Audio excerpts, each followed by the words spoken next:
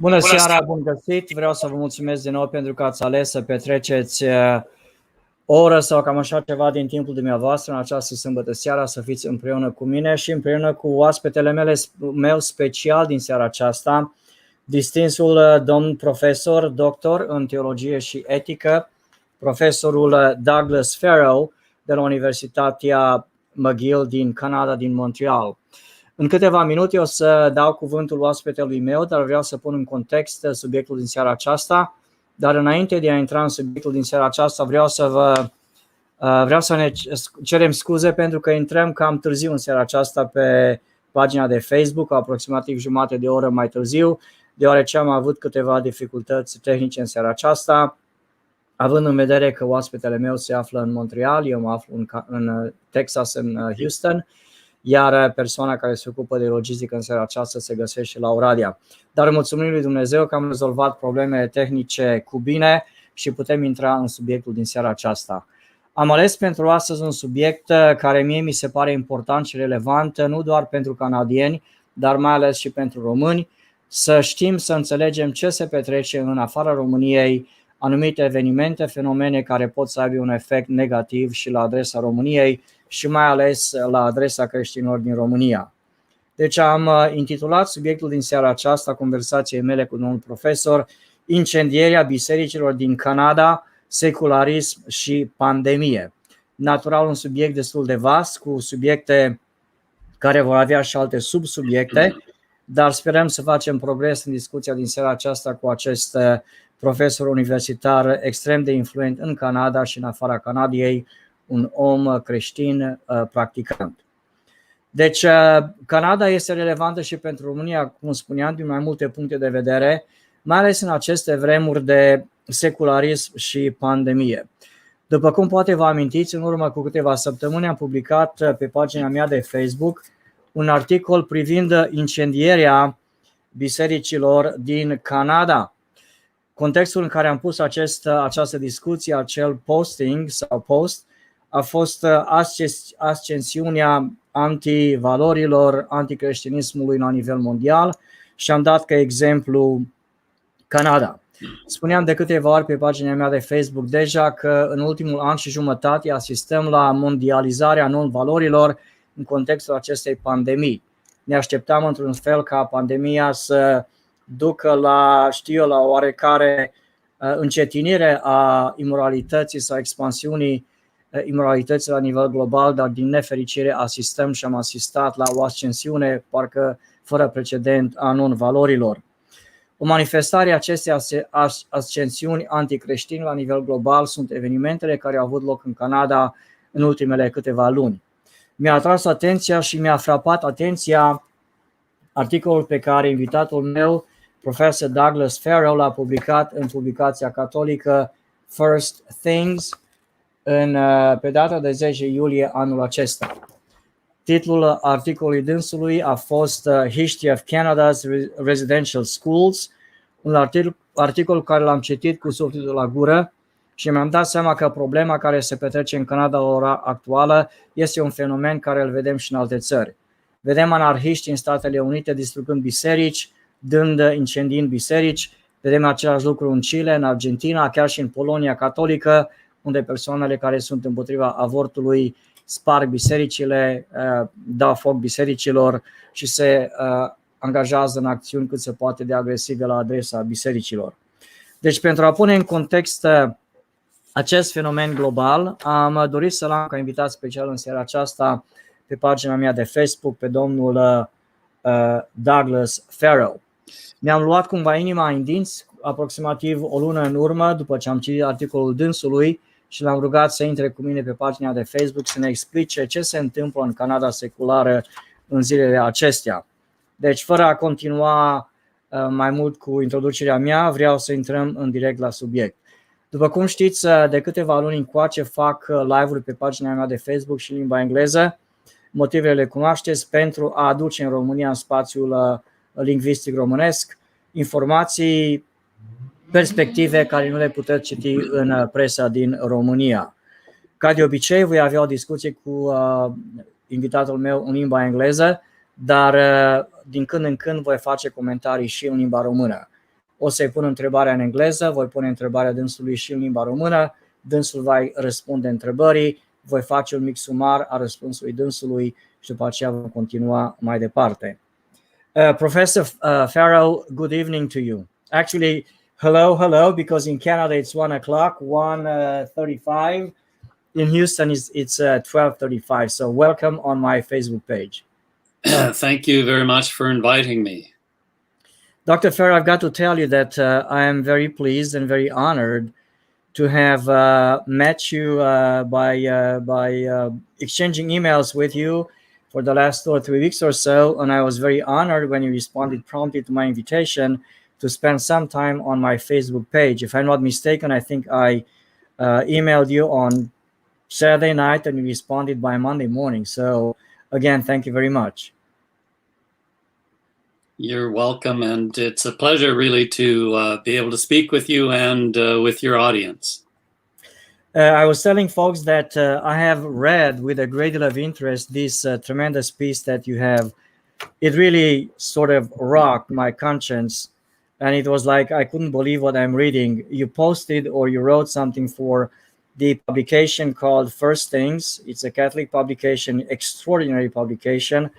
And by the way, I would encourage all conservative Christians throughout the world to access and read, like I do daily, the 1 or 2 pieces, sometimes 3 pieces that are published in this outstanding publication called First Things. So you published this article called The History of Canada's Residential Schools. It really intrigued me, it worried me, it concerned me, because as probably I will say later on today, it reminded me of Romania and also Albania, 1967, the anti-church, church burning, church demolition campaign that took place. And so I'm really happy to have you on my Facebook page to discuss this subject and other subjects with the public.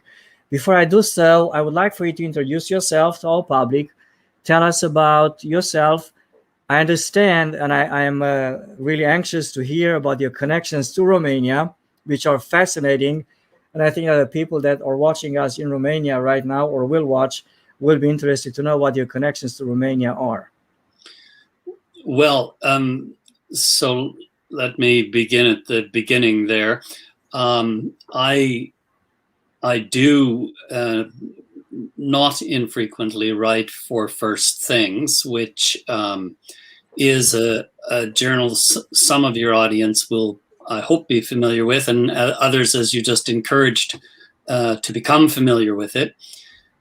It's not just a Catholic journal. It's Catholic and Protestant and Jewish, and it's Christian, but it makes space for people from a variety of disciplines and a variety of religious backgrounds to write and to think and converse together. And it is a really valuable journal. So I hope people will find their way to it and do some more reading. I will probably allude to 1 or 2 other pieces that I have written for them that will be germane to my answers to some of your questions, I expect. But yes, about myself. Well, I've lived here in Montreal and taught at McGill University, where I'm a full professor.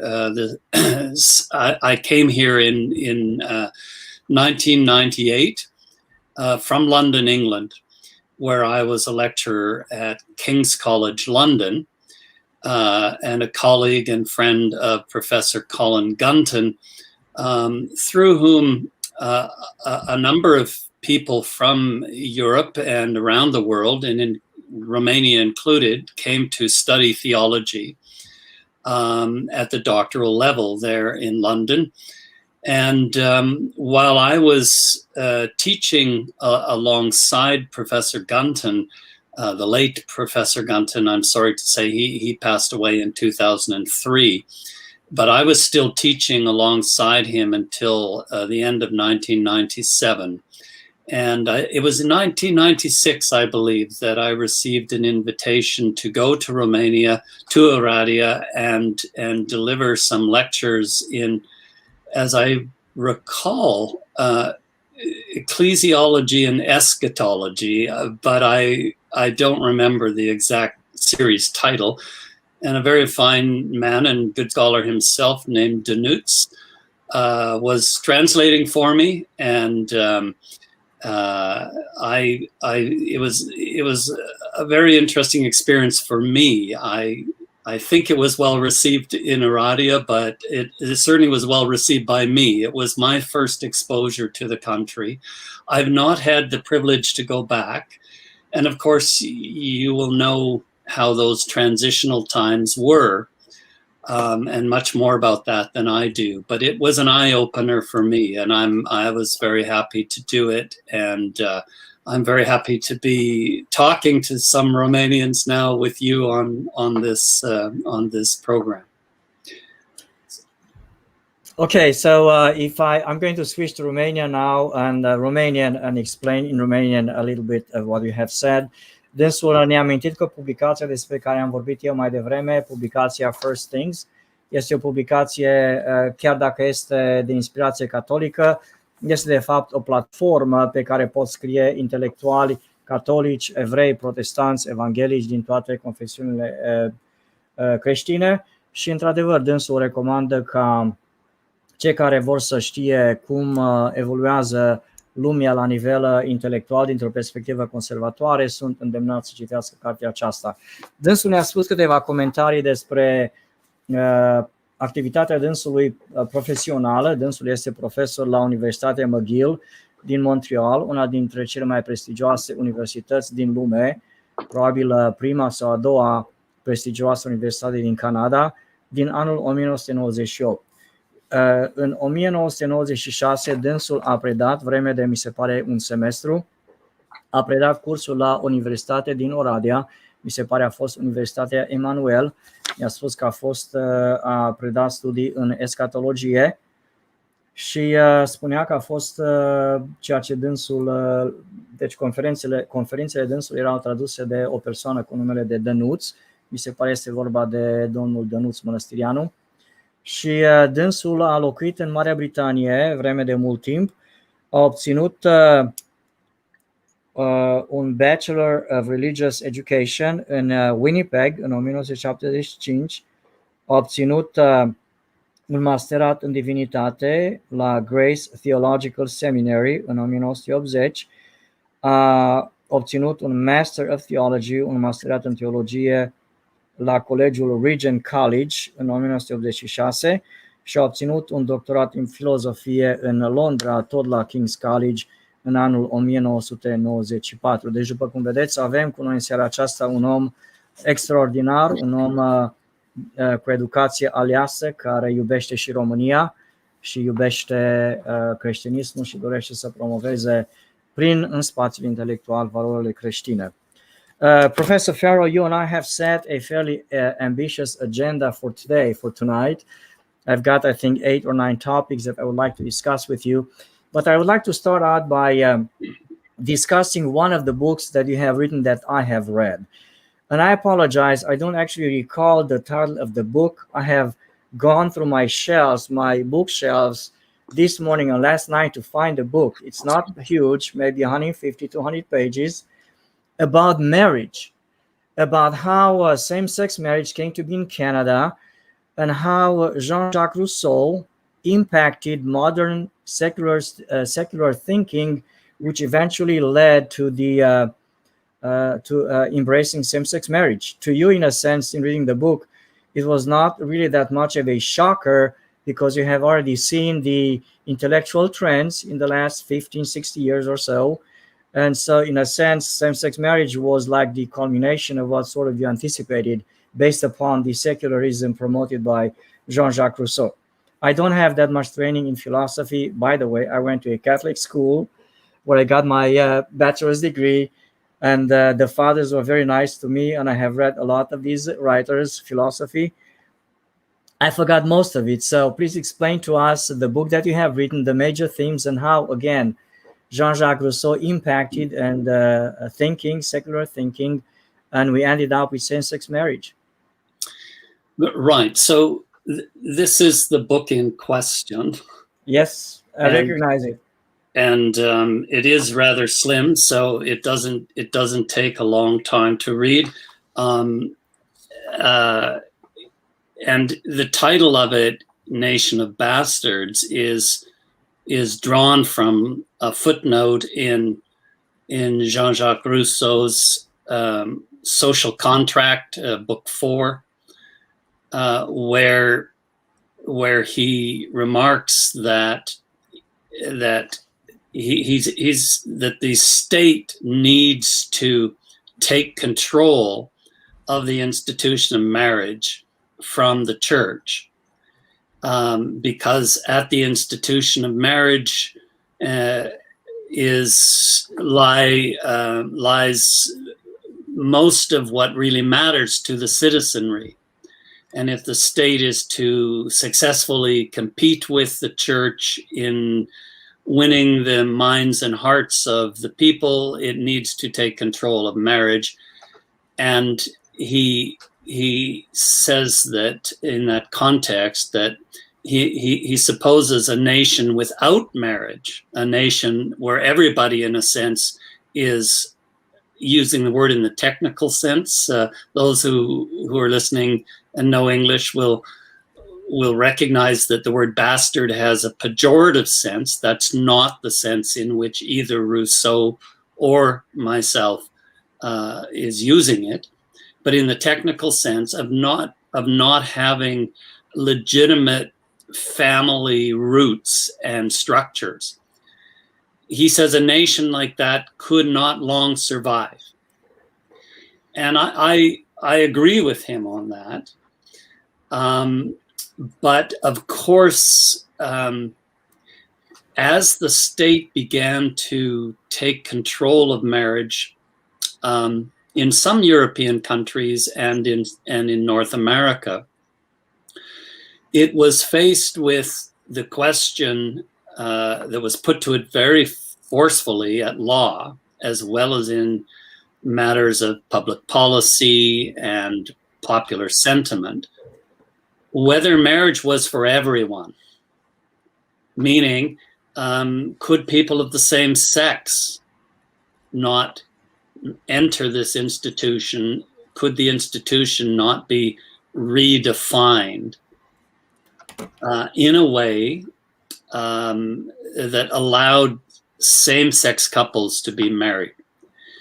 And that was a very successful campaign to organize the redefinition of marriage at law, so that in the Anglosphere, leaning on British common law tradition, marriage understood as the union of one man and one woman exclusively and for life would be changed to the definition of simply a union of two persons. So still exclusive in the sense of being two only, but not necessarily heterosexual. Could be same-sex couples and not necessarily for life. Canada made this change in the legal definition of marriage officially in 2005. It took the Americans another decade to get to that through their Supreme Court. But it happened already in Canada in 2005. Basically, that book explores the implications of removing sex and procreation and the production of families from the definition of marriage and from marriage in its institutional components. It asks what's left and what are the implications of this change politically. And the basic, I mean, there are a number of arguments that I make about this, but the most basic point is that if procreation is excluded from the purview of marriage, then the natural family unit is excluded from the foundations of law and of civil society. Of course, it's still there, but it's not legally relevant. And so in a sense, everybody becomes a bastard. That is, each citizen stands alone with the state as its counterpart. The mediating institution of the family that buffers the individual from the state disappears as far as the law is concerned and the state is concerned. And so, a lot of people were saying, no, we don't intend all of that. But of course, in the roughly 15 years since Canada changed the law, we've seen the kind of predictions that I and some others were making come true. We have seen it become a fact on the ground that the state begins to take full control of the education of children. You see, if marriage is not procreative, but simply an institution of publicly acknowledged partnerships for adults, if that's all it is, then it's not educative either. Remember, children are now not officially part of the picture here. Yes, couples might have children, and even same-sex couples might demand that the state help them somehow to have children. But it's not the natural family unit we're anymore talking about when we talk about the laws around marriage. So the right to educate your children as you see fit begins to disappear. The state takes that responsibility from you, including the right to say, teach your children that heterosexual relations and homosexual relations are all of they're on an equal footing, and that changing sex is a good thing. It's a possible thing. It's something you could want to do, and then when your child perhaps is a little confused by this and says, well, yeah, I'll try that, the state has the power to proceed medically with interventions to help your child transition. And in Canada, in some jurisdictions in Canada, the parents don't even have the right anymore to know that the school is doing that and that the doctors are beginning to take their child down that path. And if the child says, well, I was a boy, but now I'm a girl, or vice versa, and you must call me and identify me by my new gender, and the parent declines, the state can intervene and discipline the parent. So these consequences of effecting this Rousseauian revolution of making marriage the property of the state rather than of the family itself or the religious community in which it is witnessed and validated, does have a lot of implications for how the law begins to evolve, or we might say marriage law to unravel, and the rights of parents to disappear, and the state to assume to itself many choices and powers of choice that used to belong to the family. And so I don't think Rousseau had all of that in mind by any stretch. We all know that he wasn't particularly fond of his own children or kind to them, and that he put them in an orphanage. But I don't think, we shouldn't saddle Rousseau with everything we have done. There is, however, a chain of thought and of a chain of actions and reactions that have led from that kind of thinking to where we are now. Fascinating, Professor. Let me go ahead and do a summary of what you have said in the next 2 or 3 minutes in Romanian for the public to understand, for those who cannot follow in English.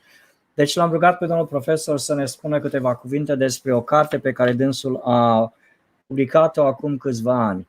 Din când în când, unii dintre dumneavoastră îmi scrieți sau mă sunați și îmi cereți, îmi solicitați cărți anumite pe care să le citiți, privind, de exemplu, căsătoria, modul în care societatea occidentală a ajuns a migrat, dacă vreți, de la căsătoria tradițională, de la căsătoria naturală, familia naturală, înspre căsătoriile nenaturale care acum se formează sau se pot forma chiar din persoane de același sex.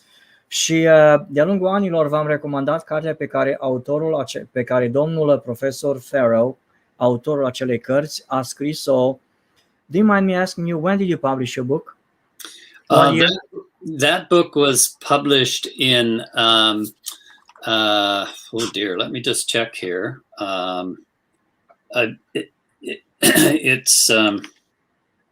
Yes, its copyright is 2007. Okay. Deci dânsul a publicat cartea aceasta pe care o recomand tuturor. And if you don't mind, Professor, hold the book and put it on the screen if you don't mind for about 15-20 seconds. Deci cartea pe care eu vă recomand, care explică în mod cât se poate de inteligent modul în care gândirea societății a evoluat, se numește Nation of Bastards, scrisă de dânsul, publicat în anul 2007. Ok, thank you very much, Professor. Deci în cartea aceasta dânsul explică modul în care gândirea occidentală a deviat de la formula naturală a căsătoriei și am ajuns în situația din ziua de astăzi cu aceste căsătorii între persoane de același sex. Cartea pe care dânsul a scris-o și pe care vi-o recomand se numește Nation of Bastards. În românește natural ar fi cartea tradusă Națiune de bastarzi, dar eu folosesc un cuvânt mai politicos, națiune de copii ilegitimi. Și dânsul spune că s-a inspirat să scrie cartea aceasta dintr-o notă de subsol, mi se pare din capitolul 4 sau partea 4 a cărții lui Rousseau privind familia, în care Rousseau promovează noțiunea că statul trebuie să confiște, să ia stăpânire sau să devină stăpână pe această instituție care se numește familia și căsătoria naturală. Dânsul spunea, până la Rousseau, gândirea omului era căsătoria, familia sunt treburi religioase, statul nu se amestecă în acest aspect al existenței umane, dar Rousseau a venit cu ideea că statul trebuie să domine căsătoria și familia ca instituții sociale pentru a putea stăpâni, pentru a controla societatea. În alte cuvinte, pentru Rousseau, controlul căsătoriei și al familiei rezultă în controlul societății în general și recomandă statului să devină stăpân pe această instituție socială. Ca atare, așa gândirea omului s-a schimbat și în anul 2005 am ajuns în Canada, când pentru prima dată în istoria omenirii, în lege, s-a adoptat această noțiune de căsătorii între persoane de același sex. Ce mi-a plăcut la domnul profesor este că dânsul a menționat câteva din consecințele care s-au petrecut în Canada în ultimii 15-16 ani privind căsătoria, odată ce căsătoria a fost modificată, schimbată și statul și-a arogat autoritatea de a schimba, de a defini căsătoria după modul în care îi place. Deci această noțiune are de a face, spunea dânsul, noțiunea seculară a căsătoriei cu noțiunea de marriage for everyone, adică căsătorie pentru toată lumea. Fie că ești persoană care întreține relații sexuale de sex opus sau de același sex, căsătoria, în accepțiunea statului secular canadian, trebuie să fie disponibilă pentru toată lumea, inclusiv căsătoria între persoane de același sex. Dânsul a menționat de asemenea că, în opinia lui, Rousseau propunea ca familia și căsătoria să devină proprietatea statului, property of the state. Și așa s-a ajuns în Canada. Ne-a explicat câteva consecințe în Canada ale legiferării căsătoriei între persoane de același sex. În primul rând, spunea dânsul, state takes control of education, deci statul își asumă control asupra educației. Dacă până acum 15 ani în Canada, la fel ca și în România, părinții aveau prioritate și părinții aveau dreptul de a-și educa copiii așa cum ei doresc, începând cu disoluția căsătoriei în Canada, căsătoriei naturale, statul devine entitatea care controlează sistemul educațional în Canada. De asemenea, numărul 2, spunea dânsul, ca urmare a instituirii unei noi mentalități privind căsătoria și familia, drepturile parentale în Canada încep să dispară încetul cu încetul. Și de asemenea, dădea dânsul ca exemplu revoluția sexuală care deja este instituită în noua versiune a familiei în Canada, prin care se spune copiilor oricare relații sexuale sunt acceptabile, sunt naturale și acum am ajuns la punctul în care în Canada de multe ori copiii își schimbă sexul de la o vârstă tot mai fragedă, fără consimțământul și chiar fără cunoștința părinților lor. Dânsul menționa de asemenea că el nu crede că Jean-Jacques Rousseau avea în minte aceste consecințe și nici nu se gândea că aceste consecințe vor deveni o realitate ca urmare a inițiativei lui sau ca urmare a opiniei lui că statul trebuie să devină stăpân pe instituția căsătoriei și a familiei și să le confiște. Într-adevăr, o discuție foarte interesantă și fascinantă cu acest domn profesor Farrow din Canada. Professor, I want to ask you a question. Professor Farrow, you have, do we have the professor with us? It looks like we are having some technical issues.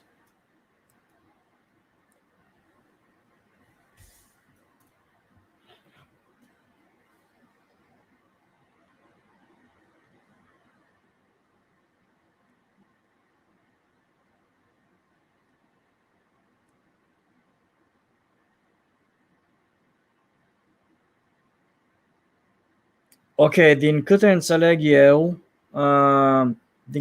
eu, profesorul Farrow are ceva dificultăți tehnice, așa că acum așteptăm să se reconecteze cu noi pe Zoom. Deci vom continua discuția cu domnul profesor. Într-adevăr, după cum vedeți, avem cu noi în seara aceasta o persoană deosebit de influentă în mișcarea privind gândirea intelectuală contemporană în lumea occidentală. E într-adevăr o onoare pentru noi să avem oameni atât de bine pregătiți care ne ghidează, ne călăuzesc prin aceste, vremuri tulburi privind valorile și suprimarea lor în societate. Până când domnul profesor revine pe ecran împreună cu noi, vreau să vă recomand eu o carte care mi-a venit recent la birou, care de asemenea are de a face cu societatea contemporană și gândirea contemporană și modul în care secularismul afectează tot mai mult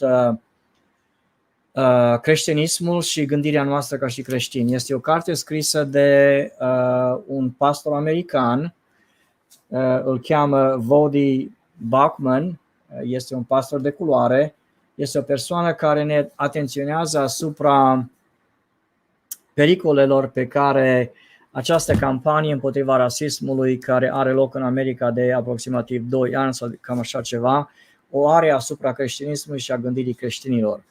Din nefericire, foarte multe biserici și creștini au fost captivați de această mișcare antirasială, antirasistă din Statele Unite și din Europa Occidentală, dar ne atrage atenția acest pastor, acest intelectual de culoare din Statele Unite, că această mișcare antirasistă de fapt este o mișcare în esență ei anticreștină, o mișcare care pretinde să urmărească dreptatea socială, dar în final caută să, printre altele, să ducă și la eliminarea valorilor creștine din societate. Poate vă amintiți că fondatorii mișcării BLM, Black Lives Matter, din Statele Unite sunt persoane anticreștine, de fapt sunt persoane care nu trăiesc o viață morală, așa cum cere Scriptura, dar sunt persoane extrem de influente la nivel național și la nivel mondial.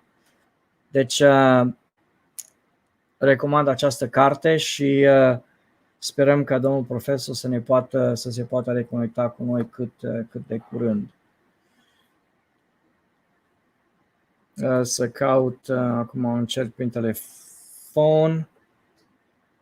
Dânsul ne spune că din nefericire telefonul dânsului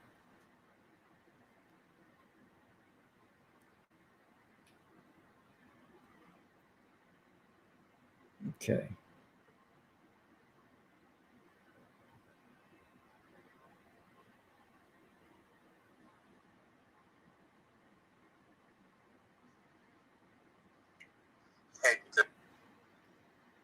Ia. Ce se întâmplă?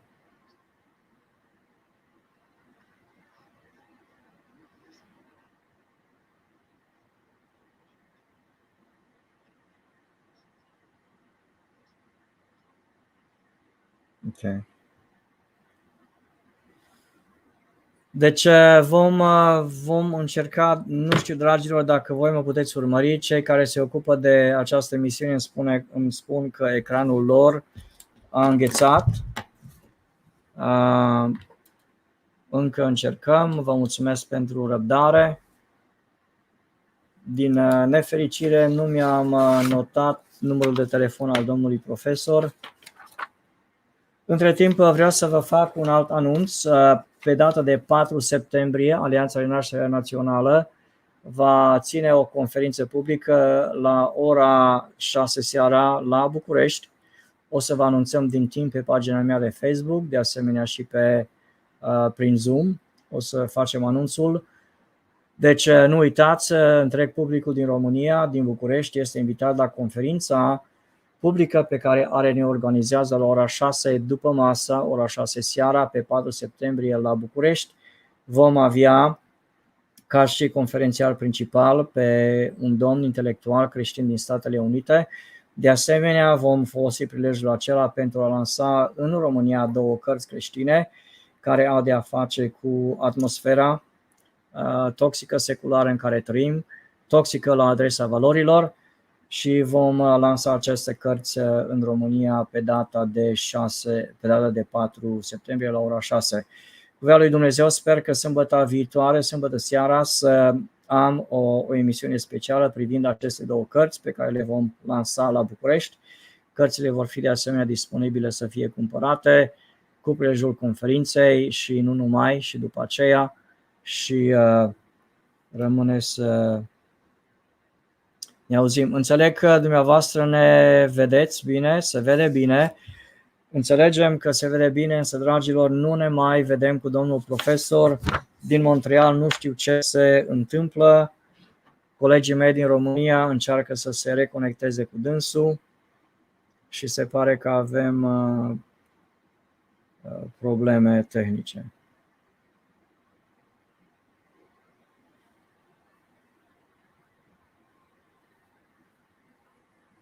Da. Alo?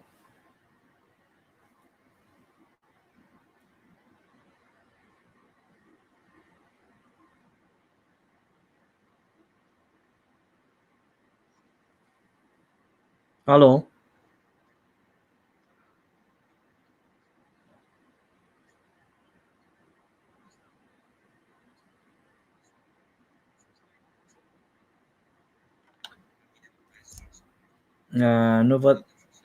Nu văd pe nimeni.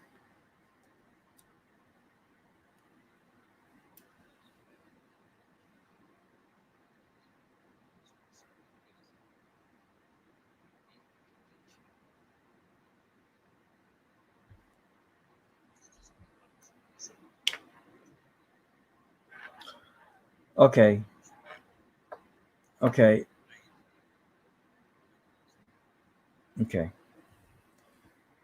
Deci colegii îmi comunică, încă încearcă să se logheze din nou și vreau să-mi cer scuze pentru această dificultate. Din nefericire va trebui să mă întorc puțin cu spatele către dumneavoastră pentru a obține numărul de telefon al stimatului domn profesor, ca să mă pot conecta cu dânsul prin telefon.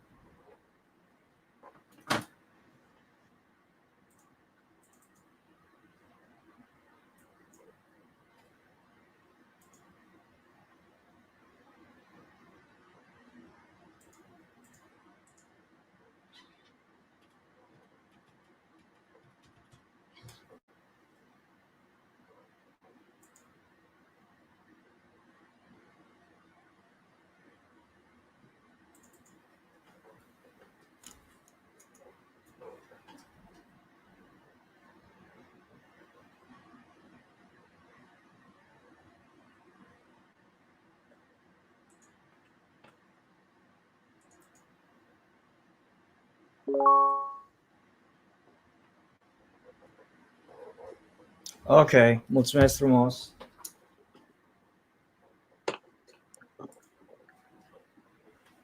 Ok, ne auzim bine, domnule profesor? Can you hear me, professor? Yes.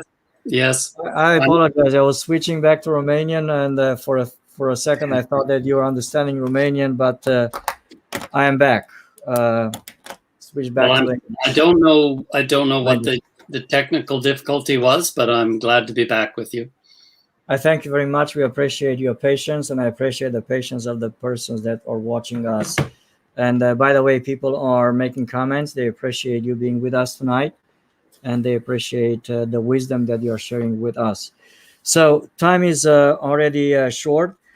So I think that one question that my colleagues, those who are watching us do have is, you have cogently explained some of the repercussions, some of the consequences of this Rousseauian revolution that you talked about, and the consequences of adopting same-sex marriage in Canada for the whole of society. I am particularly interested to know, and I think that most Christians in Romania would like to know, what impact has this had on Canadians, particularly on Christians? Is there any more opposition left in Canada to same-sex marriage? I've seen about 5 years ago the most recent opinion poll concerning same-sex marriage in Canada, and from what I recollect, only about 18% of the population remains opposed or does not agree with same-sex marriage. So what has happened to Canadians' thinking in this regard? Well, officially, of course, the Catholic Church and some parts of the Reformed and evangelical churches are committed to the traditional understanding of marriage, but on the ground, as people are educated or re-educated to think in the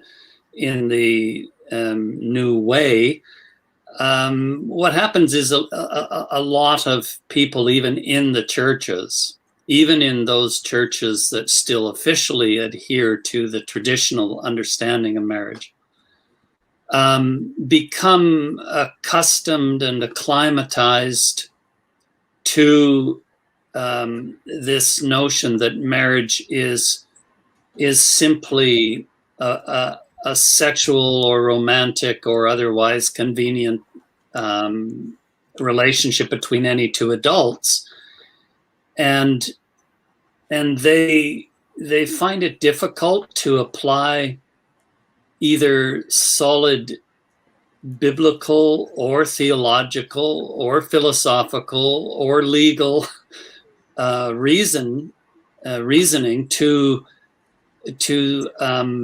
criticize the culture and the milieu in which they now live.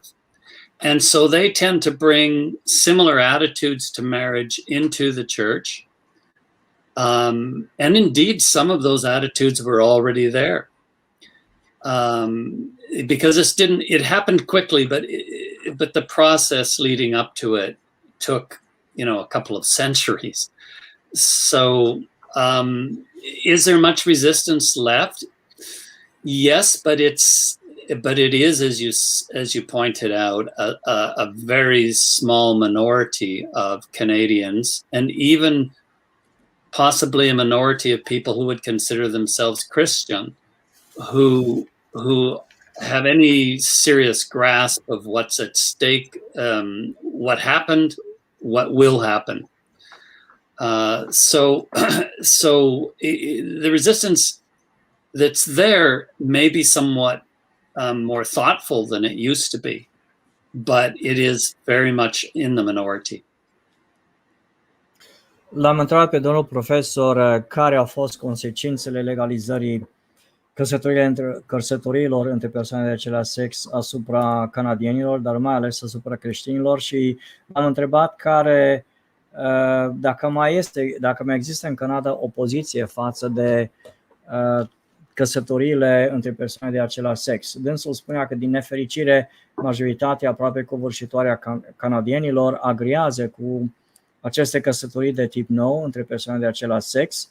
Spunea că, din nefericire, chiar și în rândul creștinilor, foarte mulți creștini au adoptat noțiunea seculară a căsătoriei ca fiind ceva așa pentru conveniența persoanelor, o relație care prilejuiește relație de intimitate și acțiune romantice și așa mai departe. Însă, spunea dânsul, la nivel oficial, bisericile din Canada, bisericile mari, confesiunile mari din Canada, în principal Biserica Catolică, Biserica Anglicană, Luterană, o parte din Biserica Luterană, Anglicană, de asemenea evanghelice neoprotestanții din Canada, încă rămân atașați la nivel teologic de căsătoria tradițională biblică, așa cum o găsim pe paginile Scripturii. Dânsul spunea că un motiv pentru care, în mod special la generația tânără, noțiunea de căsătorie s-a schimbat în mod radical este faptul că autoritățile canadiene pur și simplu au schimbat definiția căsătoriei peste noapte, fără a avea o dezbatere națională asupra subiectului. Și, cum spunea dânsul, atunci când aceste schimbări se produc peste noapte, dintr-o dată sunt schimbări bruște, se produc în mod brusc, aceste schimbări au un impact psihologic profund asupra cetățenilor, asupra oamenilor, și dânsul spunea, din nefericire, acest efect și impact există și privind creștinii din Canada. Spunea și dânsul că era de acord cu mine, spuneam mai devreme că aproximativ 18% din canadieni la ora actuală în sondajele de opinie exprimă o poziție față de căsătoriile de același sex, între persoane de același sex, și dânsul spunea că, într-adevăr, sondajele de opinie pe care și dânsul le urmărește dovedesc că există oarecare rezistență la adresa căsătoriilor între persoane de același sex, însă, din nefericire, numărul celor care încă se poziționează împotriva acestor tipuri de căsătorii devine tot mai restrâns și mai mic. Deci acum o să intru într-o altă întrebare care are de a face cu incendierea, bisericilor din Canada. Professor Farrow, let's go ahead and talk about the main topic which I have chosen for tonight, and you have so graciously accepted to discuss with me.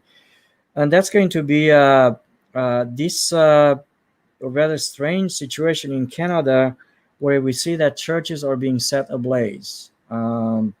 It seems intentionally.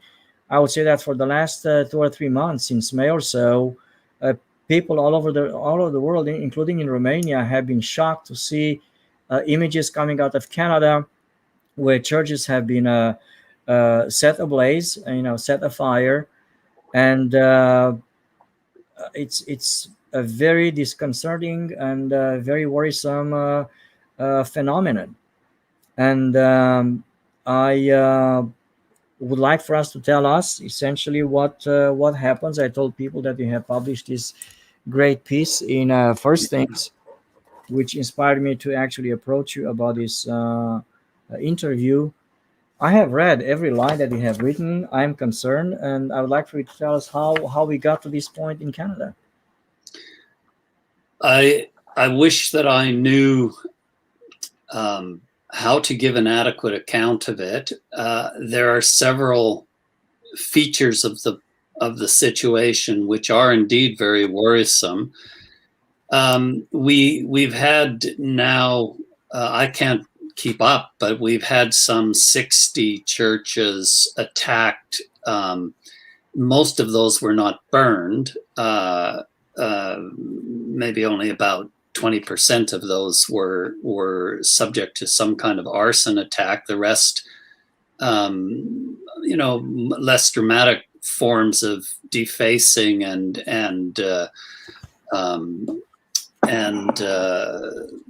damaging. But there have not been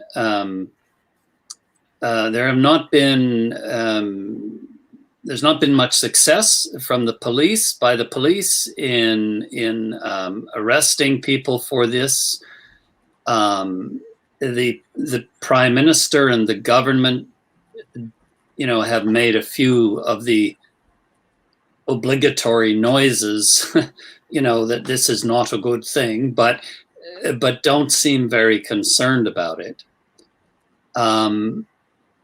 Frankly, I will say a word in a moment about its direct connection to the residential schools question, but I do think it's bound up with a broader rejection of and hatred even of Christianity and of Christians.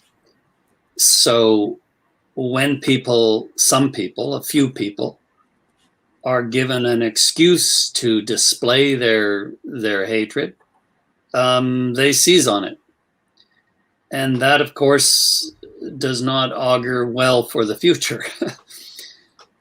But as for the direct connection,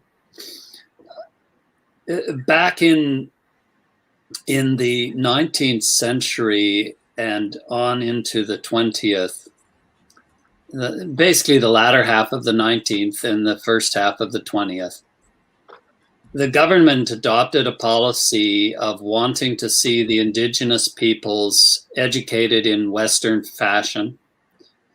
And they couldn't achieve that with all these children where they lived and traveled and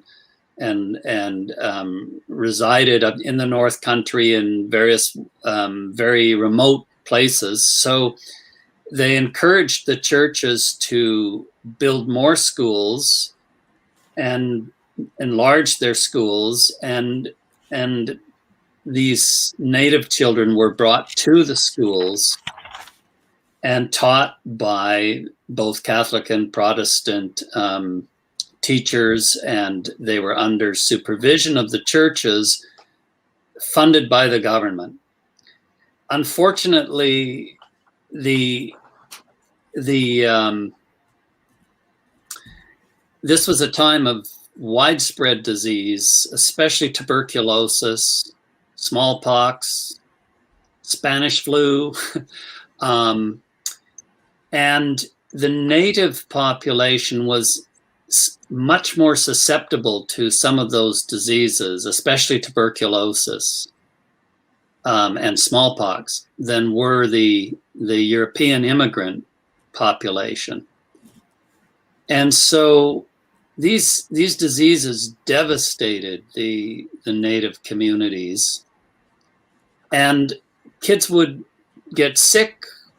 They would be brought nonetheless to the schools. They would help make other children sick, and those children would go home and take the disease with them. And many of them, many of the native children did not come to the schools, but enough did, and enough died there of these diseases that they were buried outside the school in a common graveyard, which would have included poor people from the local town, people who worked at the schools, and children who died at the schools, because the government would not pay for the bodies to be shipped way north, into where their tribes actually lived. So they were buried outside in common graveyards, not mass graves. That was an extremely irresponsible thing said in some of the media. These were individual graves marked by crosses, Christian and or native ceremonies said over the deceased, but these crosses decayed. These graveyards, when the schools were closed, would sometimes not be tended. Although the school officials often begged, the government to invest some money in keeping up these graveyards, but they didn't. And so there was some work done to try to locate and enumerate some of the grave sites, and that information was released again quite irresponsibly, leaving it open as to whether these kids had been murdered and dumped in mass graves and so forth. And some of the very irresponsible media ran with stories that somewhat, they didn't actually say that, but implied it. And so people with no understanding of the whole process of that century, no understanding of the situation that led to these graves being there, used it as an excuse to attack Christians. And they started, a few of them, very few, of course, burning churches, even native churches that the natives themselves had built and still attended. And then it spread to damaging or torching churches outside in the cities. So that's where it stands, really. These were not graves that we did not know were there. I went to school with a few years behind one of the people who became a native band chief, a very able woman named Sophie Pierre, and she got it right when she said, "Look, nobody should be surprised to find graves in a graveyard. We knew these were there, but yes, some of the information as to who these children were, the markers over their graves are gone and so forth, and we would like to see more attention paid to that." And indeed, churches had sometime earlier begun giving money to help restore these graveyards. So what's going on in terms of the burning of churches is a terrible, it's based on a terrible lack of knowledge, but a kind of willful lack of knowledge on the part of those who are now perpetrating hate crimes with this claim to moral outrage over things that happened that they don't actually understand. Now, one more thing. That said, the churches and the government, in their cooperation during that century, did not produce anything like optimum conditions for these children in some of the schools. Some of the schools were really good, at least much of the time. But there were others, because the government funding was so limited. And the government, to be fair, was broke at the time. I mean, it was trying to make Canada work. It didn't have a lot of money. It paid the schools on a per capita basis, but it was a really stingy amount. So the more students you brought, the more chance there was of the school surviving at all. But in those crowded conditions, disease was rampant, and too many children died. There's no question about that. And there's no question that the very policy that the government began of insisting that Indigenous children be trained in European-style schools is open to question. In some ways, it was very good for them, and some of them will tell you that. It allowed them to integrate and to make their way in the newly changed world that they had to live in. But it also sometimes was a quite brutal suppression of their own culture and just taking children away from their parents.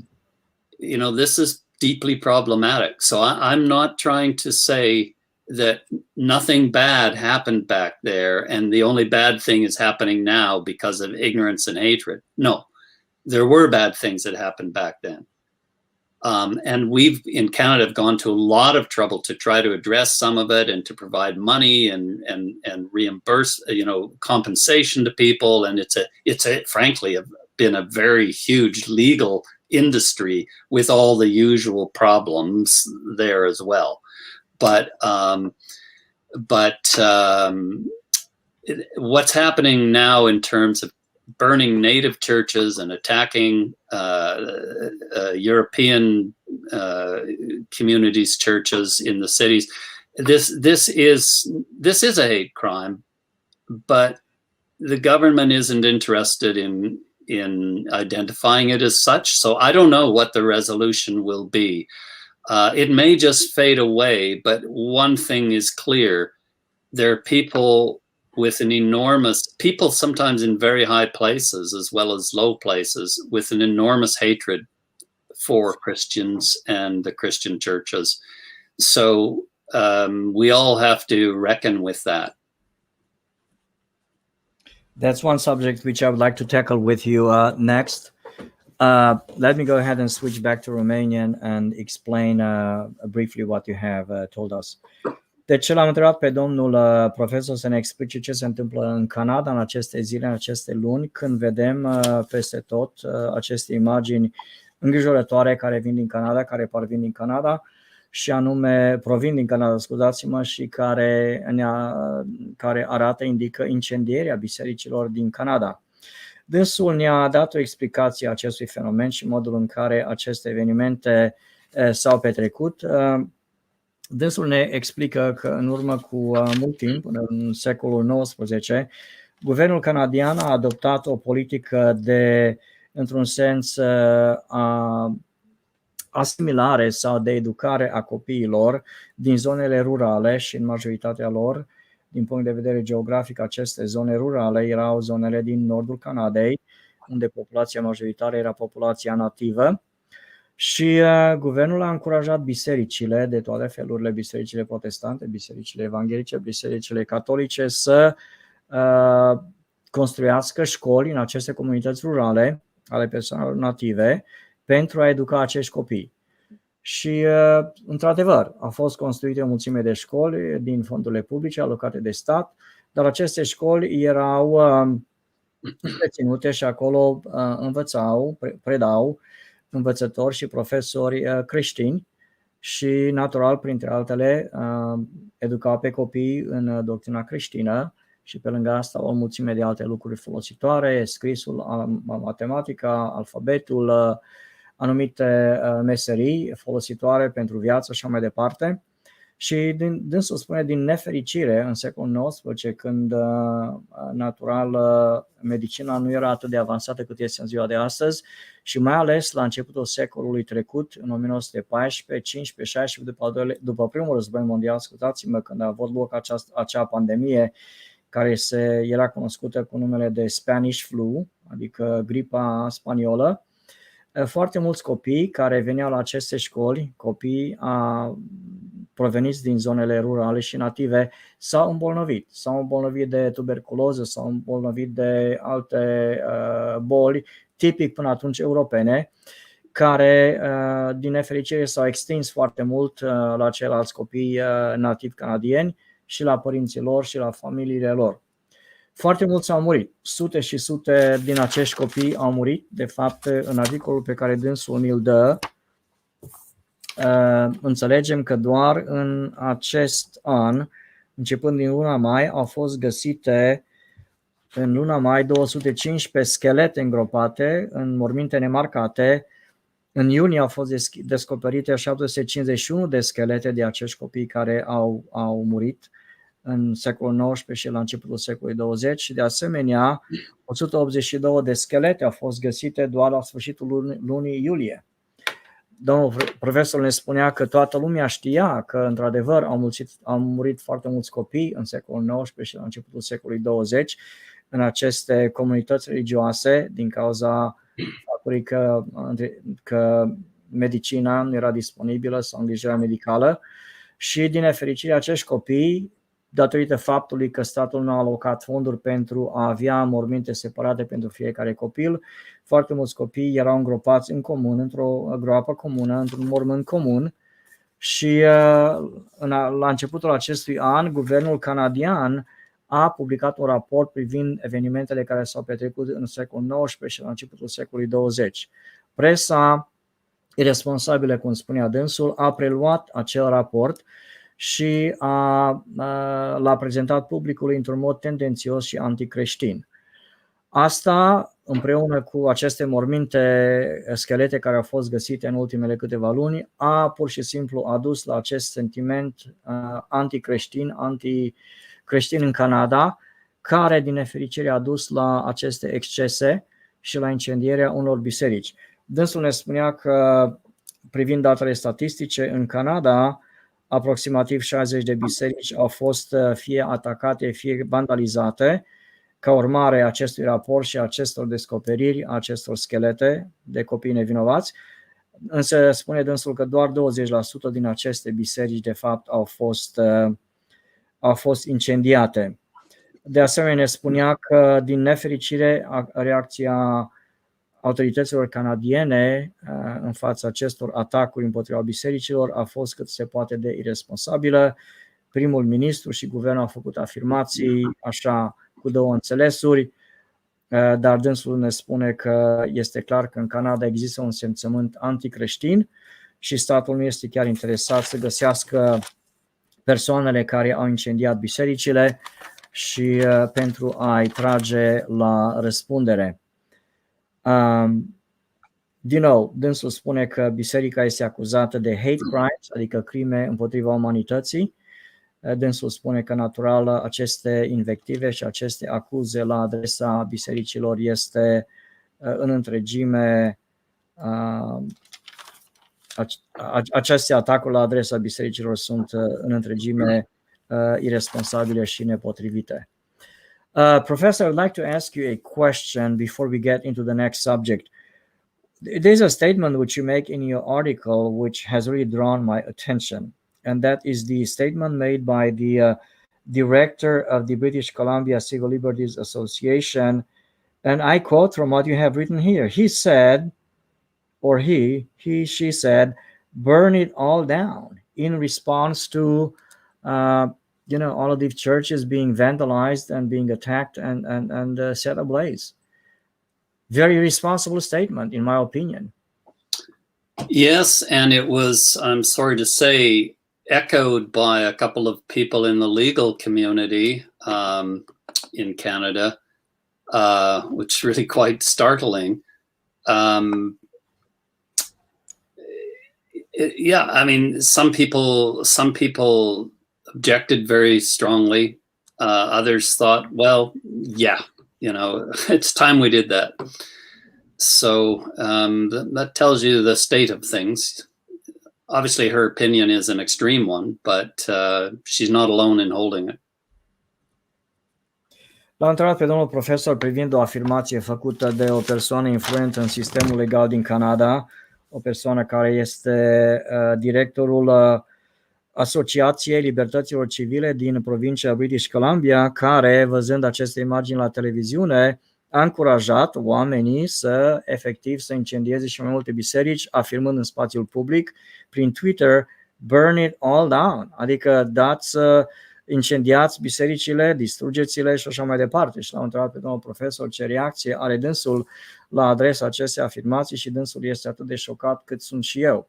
Imaginați-vă, dragilor, într-un stat care se numește stat democrat, într-o țară care totuși are o oarecare tradiție privind democrația și statul de drept, ca o persoană atât de influentă ca și această persoană să afirme în spațiul public, burn it all down, demolați-le, ardeți bisericile, incendiați bisericile, parcă îți amintește de România comunistă sau Albania. I want to bring up Professor, I think I mentioned this to you either in my opening statement, or when you and I caucused before we joined the conversation formally. This sort of takes me back to Albania and Romania.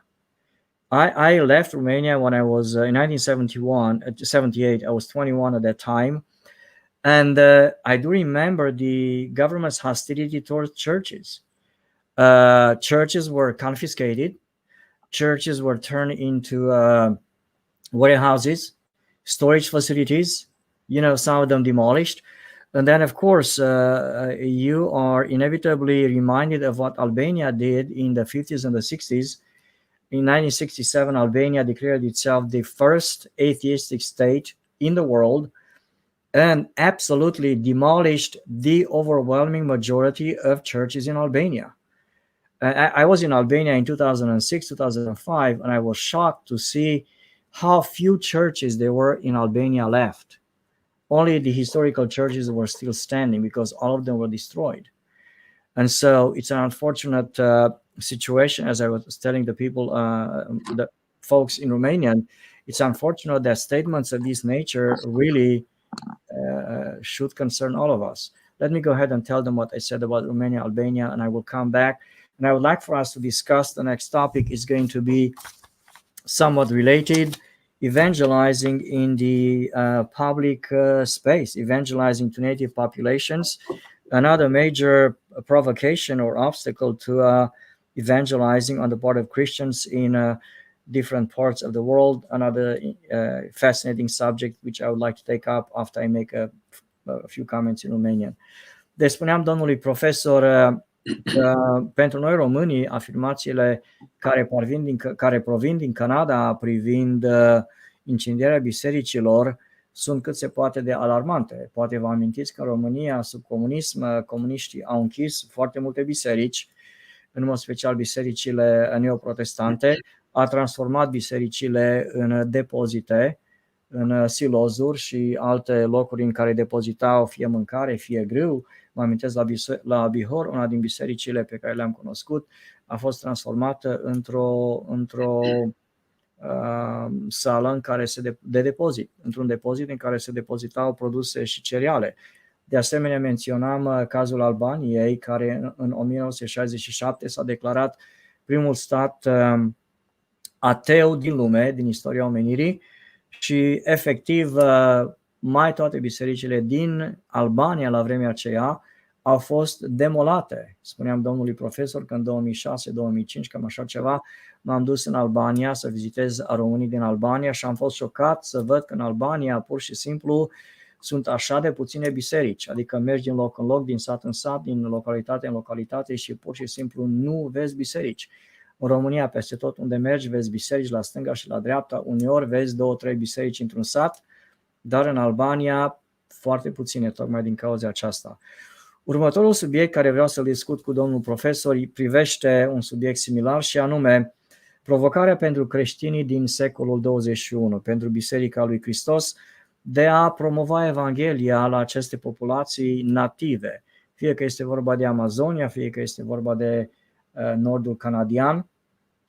Din partea publicului și a autorităților se simte tot mai mult, și a activiștilor de asemenea, se simte tot mai multă opoziție față de creștinii care caută să ducă Evanghelia, valorile creștine, creștinismul la aceste populații native. So switching back to English, Professor, I would like to ask you about this tremendous provocation. I've been to Amazonia a couple of times, and Suriname, Guyana, where a lot of the people, the population consists of native people, native population. And I have seen really a resurgence of Christianity, a spread, an unbelievable expansion of Christianity to the native population, the Amerindians. In Suriname, in Guyana, in Amazonia. But I'm also seeing, reading, you can read the New York Times, or you can read the Washington Post or other secular publications. In the last couple of years, I have seen a lot of attacks against Christians who go throughout the world to preach the gospel of the Lord Jesus Christ, Christianity. And in reading your article, I sense that something similar is happening in Canada. If I am wrong, let me know, but at least globally, we are faced with this big challenge for Christians, promoting the gospel to native populations. Well, and indeed, promoting the gospel, proclaiming the gospel into their own Language. populations.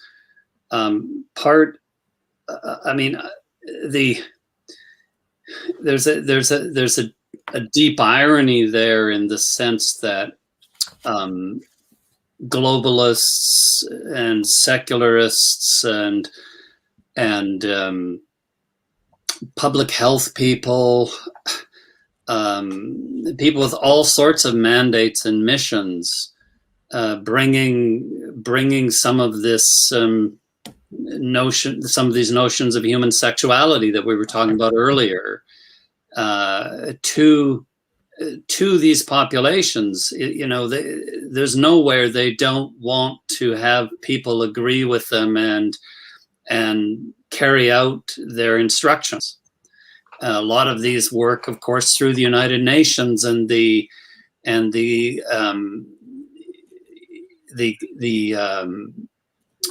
departments and organizations that are attached to the United Nations. But for Christians to seek to introduce people to Jesus as the Christ, and to talk about matters that concern not only this world but the life of the world to come, this is frowned upon by many. And in our own societies, we have we've bought into, we've accepted secularist ideals which seek to exclude God and any consideration of God from matters of public and common concern. So that leaves as a realm of evangelism only private personal relations, which we often, of course, are afraid to transgress in some fashion, because the mindset is secularist, and things to do with the Creator and Redeemer of humankind are bracketed out as something you don't talk about. I mean, it's certainly not true that evangelism has ceased. It is true, I think, that evangelism in our time is a very fresh and often difficult challenge. And one of the things that I encourage people to do is to teach themselves and teach one another to not to do that bracketing out of God. You know, John Paul II, the famous Pope of a few decades ago, in his encyclical Evangelium Vitae, the Gospel of Life, pointed out that where there's an eclipse of God, there's also an eclipse of man. There's a failure to grasp what a human being is, which can only be done by having some knowledge of who God himself is. So if you want to bracket out God, you're going to bracket out also many crucial aspects of the human person and of human society. And you're not going to be able to make sense of human life. So, you know, Christians need to be far less cautious. I don't say they need to be less astute or less careful, thoughtful, but they need to be far less cautious about discussing God in public, and helping people to think about God and about themselves and the world in relation to God. Indeed, a very interesting explanation, which I appreciate. And as you were talking, I remember that in the article which you have published, you do sort of allude to this subject, because you go back and you talk about allegations of genocide against the native population by the Catholic Church and other Christians who were involved with educating the native population in Canada back in the 19th century and the 20th century. It's unbelievable. The church is being accused of genocide. It's sort of mind-boggling, and I like, because what you did was you have actually outlined the elements of genocide from the Geneva Convention, something which I have cited when I studied international as well, and of course you have refuted those arguments. I want to ask you, after I make a brief presentation in Romanian of what you just said, I would like for you to relate, to tell us about the encounter that you had with the young man who was protesting in front of your church when you went to church. I think it was back in July or June. I'd like for you to tell us about that incident. I think the public in Romania would be interested to know what happened. Deci, întrebarea, subiectul care l-am discutat cu domnul profesor, a fost această provocare pentru evangelizarea creștină. Natural, noi creștinii avem această obligație dată nouă de Mântuitor să propovăduim Evanghelia în ziua aceasta, valorile creștine în spațiul public, peste tot, în toată lumea. Natural, creștinii au avut o provocare mare și au avut obstacole totdeauna promovând Evanghelia lui Iisus Hristos, și mi-a plăcut foarte mult faptul că interlocutorul meu din seara aceasta folosește un vocabular atât de autentic creștin, fără nicio reținere, Evanghelia Domnului Iisus Hristos, să-L propovăduim pe Iisus Hristos ca fiind Hristosul, adică Mesia, Mântuitorul lumii, necesitatea, nevoia oamenilor de a fi mântuiți prin Hristos și prin Iisus Hristos. Într-adevăr, destul a grea cu mine. La ora actuală, creștinii care caută să promoveze Evanghelia lui Hristos în lumea a treia, de exemplu, la populației native, se confruntă cu obstacole deosebit de serioase din partea globaliștilor. Națiunile Unite îi critică, organizații neguvernamentale mondiale care se ocupă de populațiile native, ori cei care promovează revoluția sexuală în aceste diferite țări din lumea a treia se confruntă cu realitatea faptului că acolo nu sunt singuri. Dacă ei caută să promoveze antivalorile și revoluția sexuală, acolo se află și creștinii, organizațiile creștine, fie că este vorba de organizații oficiale catolice, fie că este vorba de organizații neguvernamentale creștine, neoprotestante. În acele țări, creștinii promovează dreptul la viață, ceilalți promovează avortul și așa mai departe. Și dânsul spunea, și mi-a plăcut ce a menționat, spunea: creștinii trebuie să iasă din zona aceasta de confort în care se află, în care se găsesc, și trebuie să fie mai asertiv, să-și afirme cu mai multă agresivitate și curaj în spațiul public valorile și convingerile lor religioase. Dânsul spunea că, într-adevăr, biserica de-a lungul anilor totdeauna a fost confruntată în spațiul public cu tot felul de organizații care l-au exclus pe Dumnezeu din gândirea lor, din acțiunile lor, și caută să ne excludă și pe noi din spațiul public. Însă dânsul spune și afirmă în mod clar: creștinii trebuie să fie prezenți în spațiul public. Fie că este vorba de spațiul public aici în lumea occidentală, fie că este vorba de spațiul public în lumea a treia, noi avem obligația să promovăm creștinismul și valorile creștine, cum spunea dânsul, la oricare făptură.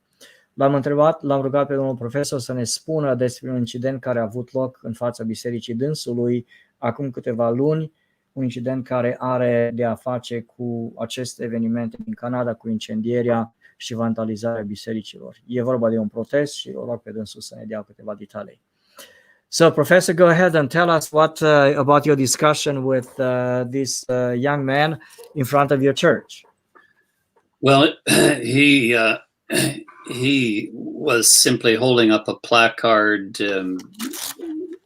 with the number 751 on it, because this was the number of graves they think they had located near one of the schools.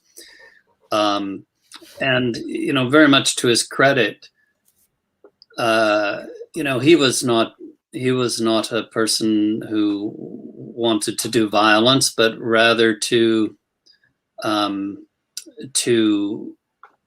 prod the consciences of the people who were attending the liturgy at the church.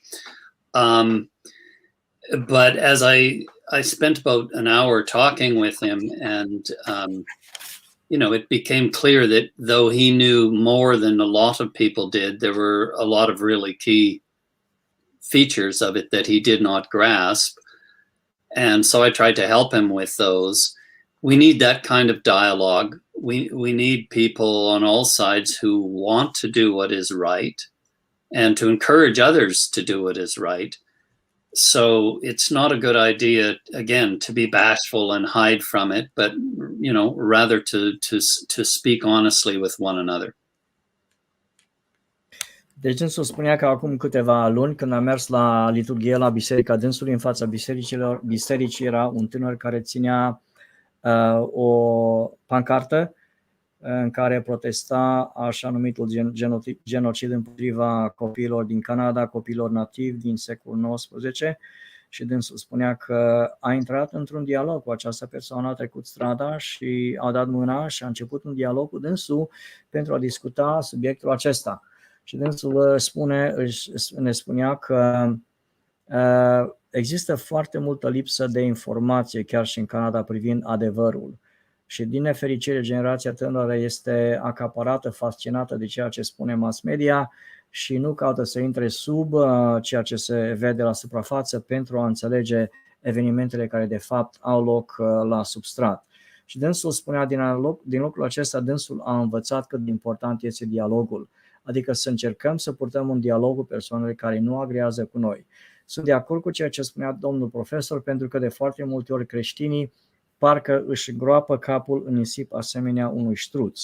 Vine o problemă, vin persoane în spațiul public care nu agrează cu noi, ne etichetează, ne vorbesc de rău și așa mai departe și căutăm, mulți dintre noi suntem descurajați și ne retragem undeva într-o zonă care este pentru noi o zonă a siguranței și nu confruntăm oamenii care caută să ne confrunte în spațiul public. Dânsul spunea dimpotrivă, trebuie să avem curajul să ieșim în spațiul public, să ne afirmăm cât se poate de bine și cât se poate de vocifer valorile în care noi credem.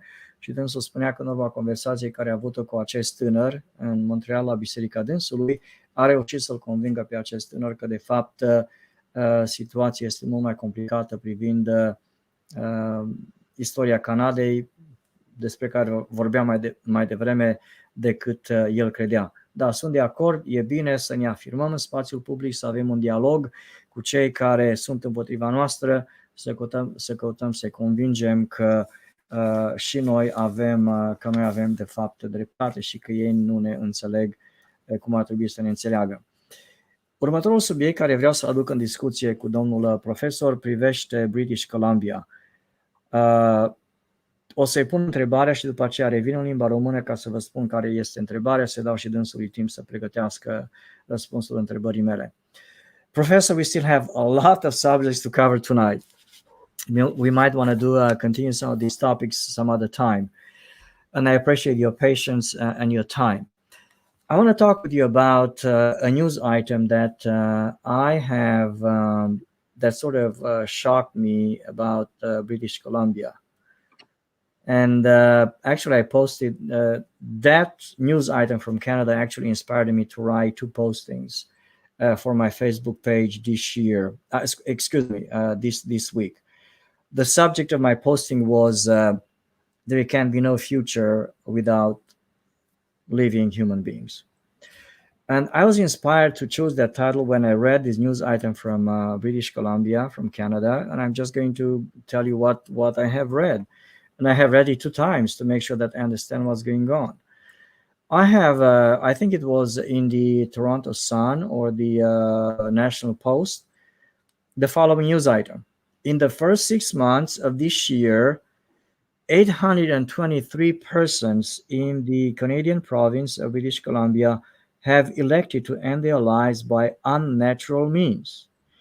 I guess that would mean either euthanasia or assisted suicide or maybe some other means. I'm not talking here about suicide, just somebody hanging himself in the traditional sense. Lawful, unnatural means to kill themselves. Euthanasia, assisted suicide. And so I put some pen to paper in light of what the article said. And British Columbia has, I think, about 5 million people. So by the end of this year, at this pace, approximately 1,856 people will have killed themselves by unnatural means. And I sort of extrapolated that to Romania. At this pace, in Romania, approximately 8,000 people would, again, end their lives by unnatural means in a year. It's a shocking number. And so I'd like for you to tell us, and by the way, in Romania, euthanasia is against the law, assisted suicide is against the law, it's forbidden by law. How did we get to this point in this Canada? It seems that an anti-life, pro-death mentality is sort of taking a hold of the minds of men, to use a phrase from somebody else. Yes, well, this matter that I mentioned before about the eclipse of God leading to an eclipse of the sense of man, clearly more and more people in our society do not know where they came from or why, and have no sense of going anywhere, and they're not certain about the meaning of life, except that they should, whilst alive, try to make themselves as safe as possible from every disturbing or difficult circumstance. So when they begin to feel that they are suffering more than they are experiencing pleasure and having positive experiences, they don't see any way of addressing that other than to do their best to change their circumstances, something we all wrestle with, but eventually to take their own lives. And no one should ever be in any doubt that euthanasia regimes are just about helping people with, really severe terminal suffering, to shorten that period of suffering. That's how it's brought in at law, and it's how it was brought in Canada. But within weeks, and it was, I mean, we already knew, but within weeks it was perfectly clear that no one who was pushing this was going to be satisfied with a few people for whom painkillers don't work. I mean, it's not funny, but the thing is, we have very effective means of palliative care. The government is not much interested in funding them. There are very few people who experience without help. I mean, if they have help, there are very few people that experience what people call intolerable suffering. I don't justify euthanasia because of, in those cases, I would argue against that. But that was the argument in which it was established. You have to help people with intolerable suffering, put an end to their suffering. But clearly, by the numbers you give, and by the ages of these people, and the fact that more and more requests are being made to change the law so that if someone is young and depressed, they can claim government help in putting an end to their lives. That's where this has been going. It's clearly been going there from the beginning, and the numbers are shocking, but they will do nothing but climb because people do not have a sense of their life as a gift. Mhm. They don't believe in the givers, so they don't believe in the gift, and they don't believe there's anything afterwards. So once it gets too rough, you just put a stop to it. And also, of course, the current situation with the lockdowns and all of that has much exacerbated this, I think. And I would like to talk with you about the lockdowns and the pandemic and the fascinating article which your spouse, your wife, wrote recently. Hopefully that's going to be our next subject, and possibly, given the limited time that we still have at our disposal, maybe the last subject for tonight. Sure. Let me go ahead and switch to Romanian and explain to them about this rather strange phenomenon in British Columbia and the Christian perspective on this news item, and I will be back with you. Deci l-am întrebat pe domnul profesor să ne spună ce se întâmplă în Canada privind viața. Spuneam dânsului că săptămâna aceasta am postat pe pagina mea de Facebook 2 comentarii privind viitorul fără oameni vii. Poate unii dintre dumneavoastră l-ați citit. Era un comentariu în care am menționat că recent presa canadiană, de fapt acum o săptămână, 2, presa canadiană a menționat că în primele 6 luni ale acestui an, 923 de persoane în provincia canadiană British Columbia, Columbia Britanică, și-au curmat viața prin metode nenaturale, fie prin eutanazie, fie prin suicid asistat. E un număr groaznic, un număr mare de persoane, aproape 1000 de persoane în British Columbia și-au curmat viața în primele 6 luni ale anului prin metode legale, eutanazie sau suicid asistat. Provincia canadiană British Columbia are doar 5 milioane de persoane, de fapt are doar 4,8-4,9 milioane de persoane la ora actuală și, după cum vă puteți imagina, numărul acesta e un număr enorm de ființe umane care s-au sinucis sau au ales să fie eutanaziate. Pe timp de un an am putea spune că în jur de aproximativ 1856 de persoane, 1900 de persoane vor fi eutanaziate sau își vor curma viața prin metode nenaturale în Canada până la sfârșitul anului. Dacă am extrapolat numărul acesta la scara României, la populația României, ajunge la 8.000 de persoane în România care să se sinucide sau să își curme viața pe an.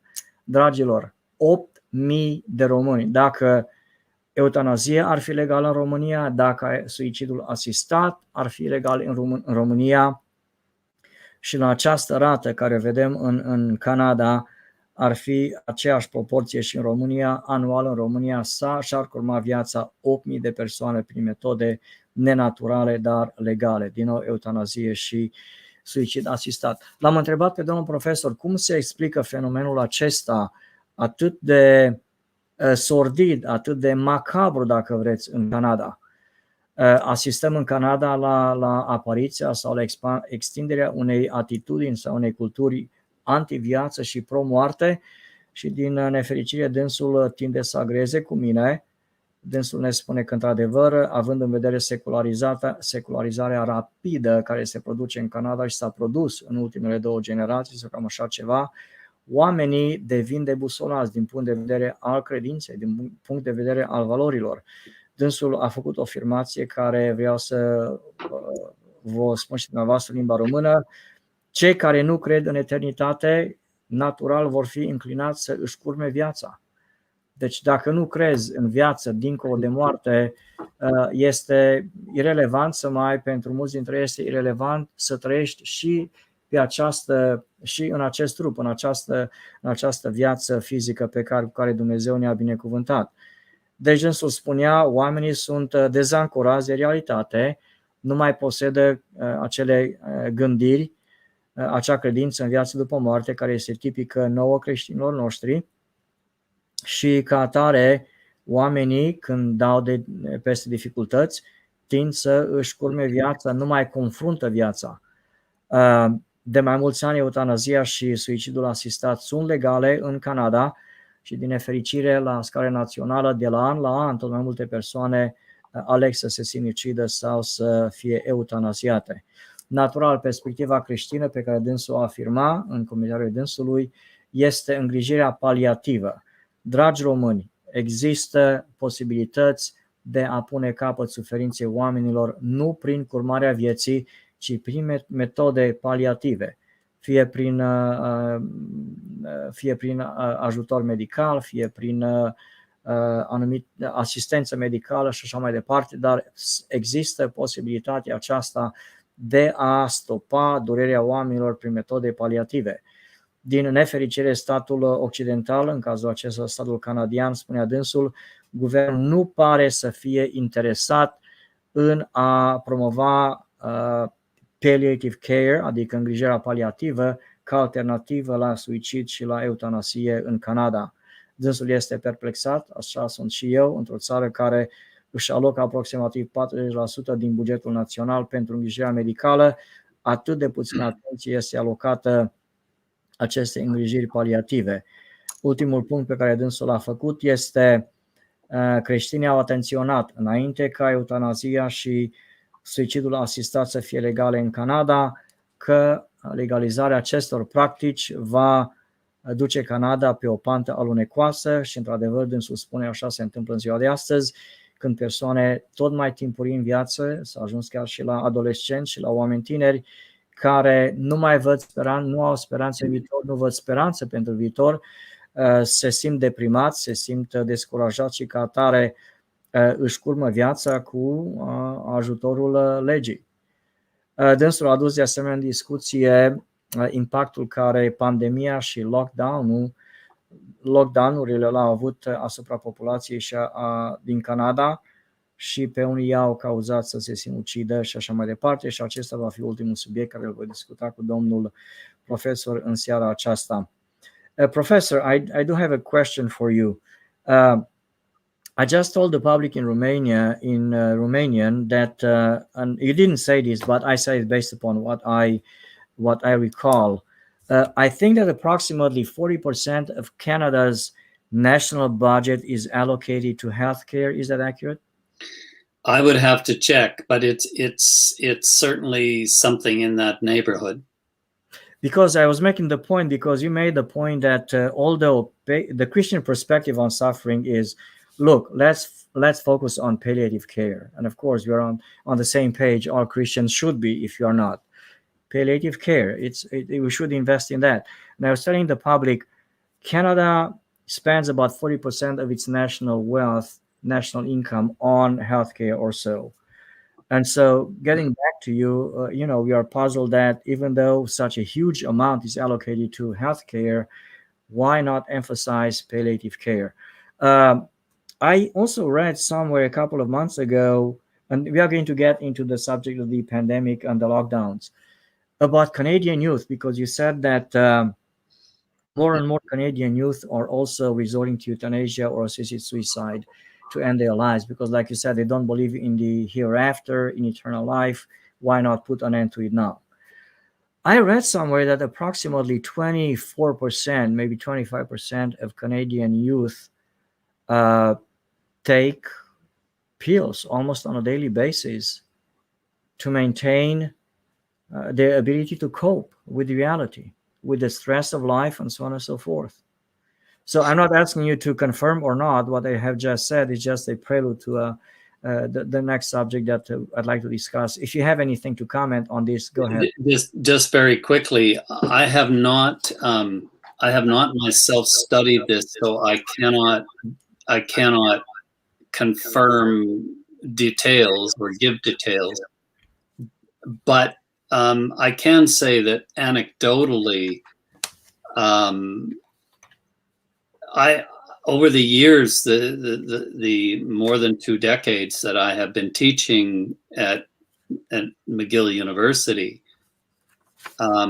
I have encountered more and more students who are dependent in some way on medications and who struggle with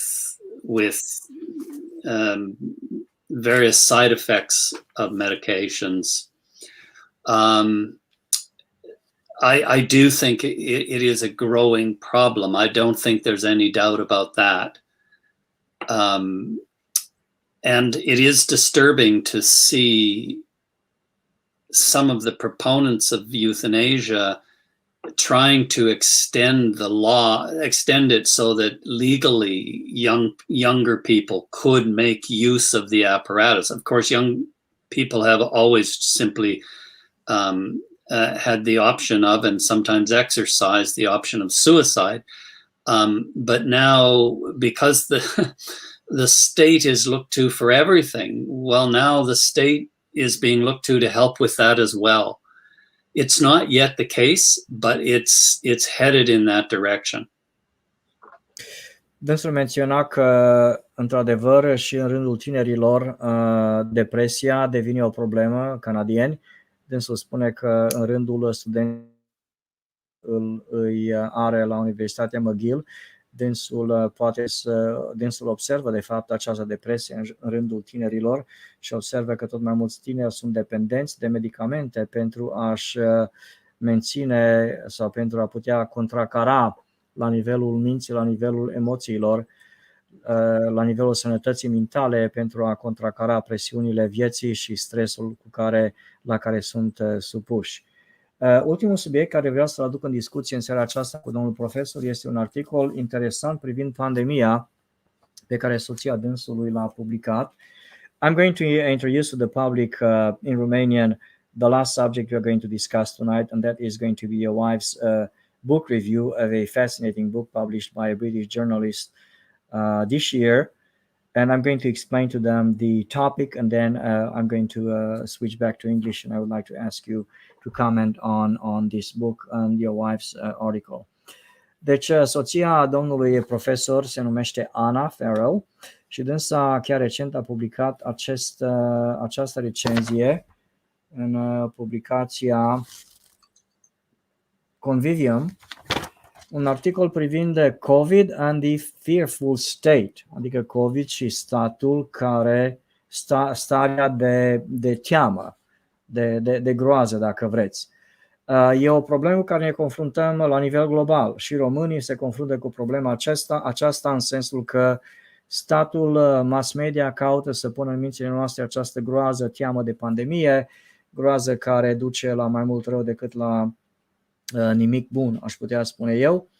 În anul acesta o jurnalistă din Marea Britanie, Laura Dodsworth, a publicat o carte privind impresiile dânsei asupra pandemiei și doamna Farrow, soția domnului profesor, a publicat o recenzie a acestei cărți. Eu am citit-o, vi-o recomand și o să rog pe domnul profesor să ne spună câteva din punctele acestei recenzii și cărți și după aceea vom încheia subiectul din seara aceasta. So, Professor Farrow, if you don't mind, you did send me the link to a very fascinating article, which I have actually read. It's written by your wife, Anna Farrow.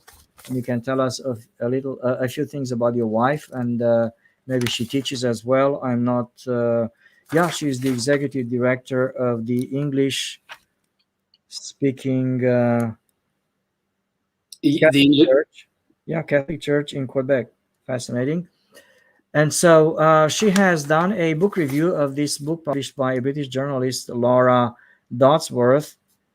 And I was actually, what caught my attention was the title of the article, of the book review, COVID and the Fearful State. Indeed, in Romania, a lot of people live in a state of fear, and all over the world, actually. So tell us about this book, about the book review, and what the main points are. Yes, well, I'll do that as briefly as I can. Just take your time. I'm taking notes, and then I will present in Romanian your main points. Right. So Laura Dodsworth's book, State of Fear, among other things, points out and documents the moves made by the British government very much from the beginning of the pandemic and the COVID crisis to organize through the intelligence community and through other instruments at its disposal, teams that would help create certain responses in the public at large, so as to make the public more pliable, more likely to be compliant with policies that the government was going to introduce and directives and laws they were going to create. This also was a technique taken up and employed in Canada and other countries. And it does seem that the techniques and these teams of manipulators, not to put too fine a point on it, were charged with among other things, generating fear in the people. I think most of us who are, who have, most of us are quite aware that this past 18 months has been in the media and in many contexts nonstop messages of fear, and have asked ourselves why. Why is this? We are dealing with a virus which has a rate of destruction of human life or impairment of human life that is not much beyond a serious seasonal flu. It's a serious virus, but it's nothing like some of those things we talked about earlier, from the past century. It's nothing like the Spanish flu. It's nothing like smallpox. It's nothing like those really major killers. And more than that, its main effect has been on people who were very near the end of life. So in Canada, the average person who has died with COVID, I won't even say from COVID, although some cases, of course, that was true, was 85 years old. So it's not really a frightfully new phenomenon that we're dealing with here. We've always had serious seasonal flus over a short cycle of years that have tended to take the frail, the elderly, and people with comorbidities. And that's what COVID is also doing, admittedly, doing at a level that would match the more serious flus, but not match anything even remotely like, say, the Spanish flu or those really, really, really serious ones. Orders of magnitude smaller in its effects. So why have we generated 18 months of nonstop fear-mongering and used that to make people compliant so that they will accept things we never did before, like locking down whole countries for months at a time? Why is that happening? That's the kind of question that we all, I think, should be asking. And Laura Dodsworth doesn't try to answer the why question. She just describes how the government was actually working to encourage that kind of response.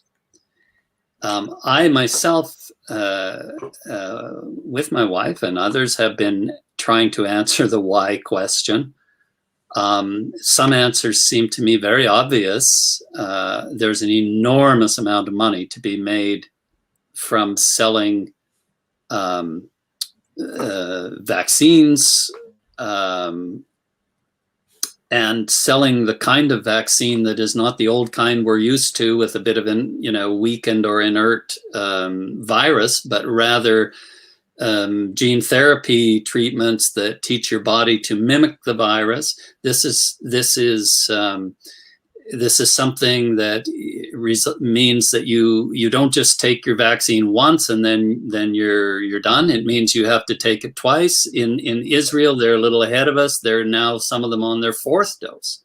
In Canada, the Prime Minister ordered 400 million doses, or including the options. They're not all already ordered, but that's 10 for every Canadian.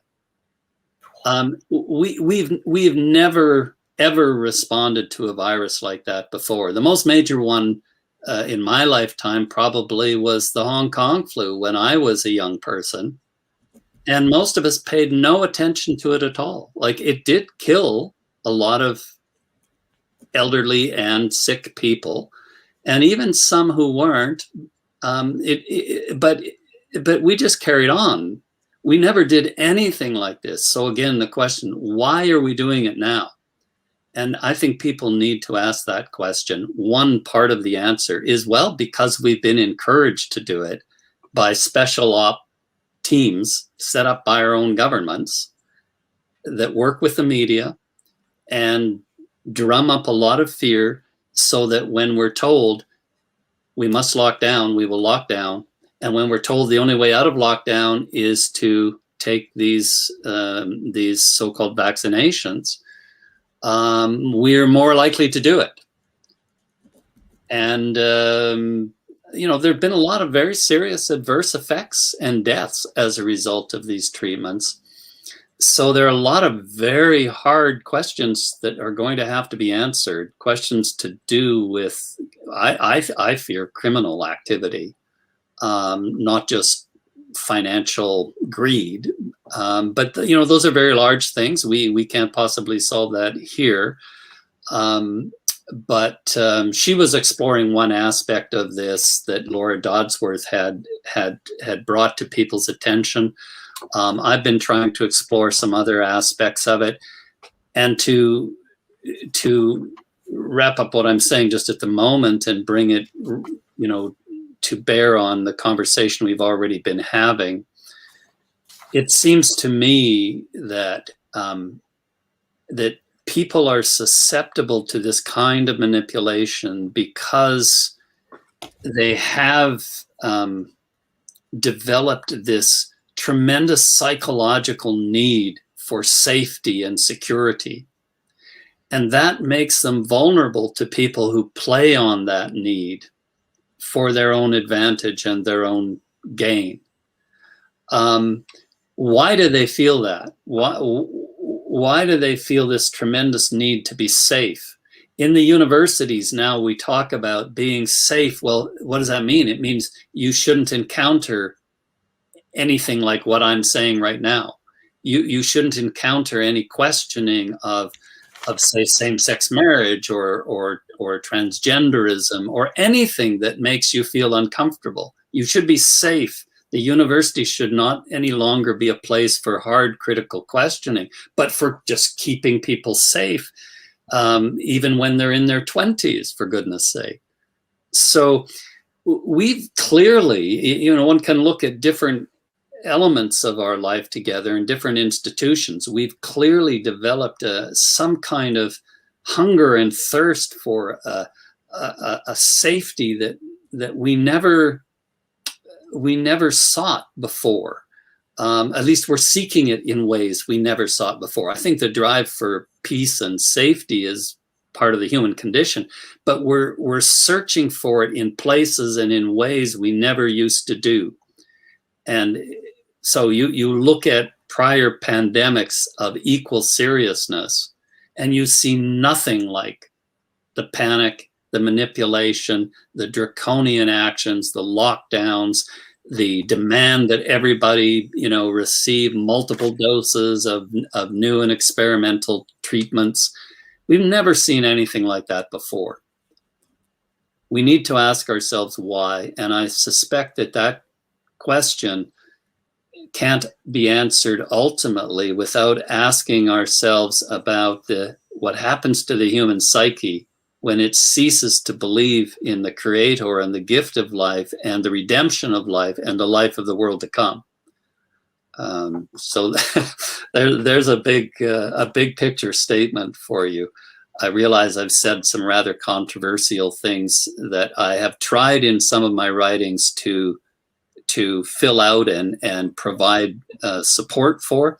I've been writing quite a lot on the pandemic this past year, and you can find some of those articles also in Catholic World Report, where you found the article on the residential schools. Oh, well, that was in First Things, but it was also reprinted in Catholic World Report, where some of those other articles are.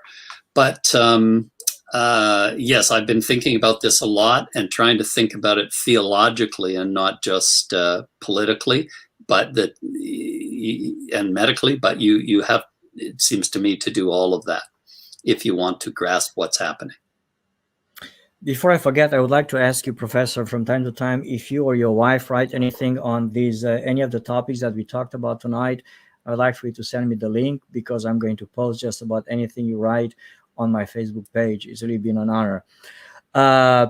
Yes, you haven't said anything controversial tonight. Everything that you have said was stated in a very eloquent manner, and actually it's just about everything I would have said as well if I had been a guest on your show or somebody else's show. In fact, I'm very happy because you are evangelizing the people that actually the virtual space, and you're evangelizing the people that watch me, that follow me on my Facebook page, and that's really an honor. We all need to hear that. About a year ago, I had a guest on my Facebook page, a Romanian priest, an Orthodox priest, a very wise man, and he made a comment to me which just came to mind as you were speaking about the pandemic and the role of Christianity in these turbulent times. He said this: Christianity is for tough times, Mr. Costea. Christianity is not for the easy times. Christianity is not for when everything runs smoothly and the temperature is perfect and the weather is nice and everything. It's for the stormy periods in life. That is when you need Christ more than ever. And so that's, in a sense, I'm paraphrasing, but that is sort of what you have just told us in the last 5 or 10 minutes about the pandemic and how we need to anchor our minds and our souls in, I like what he said, the giver, the giver.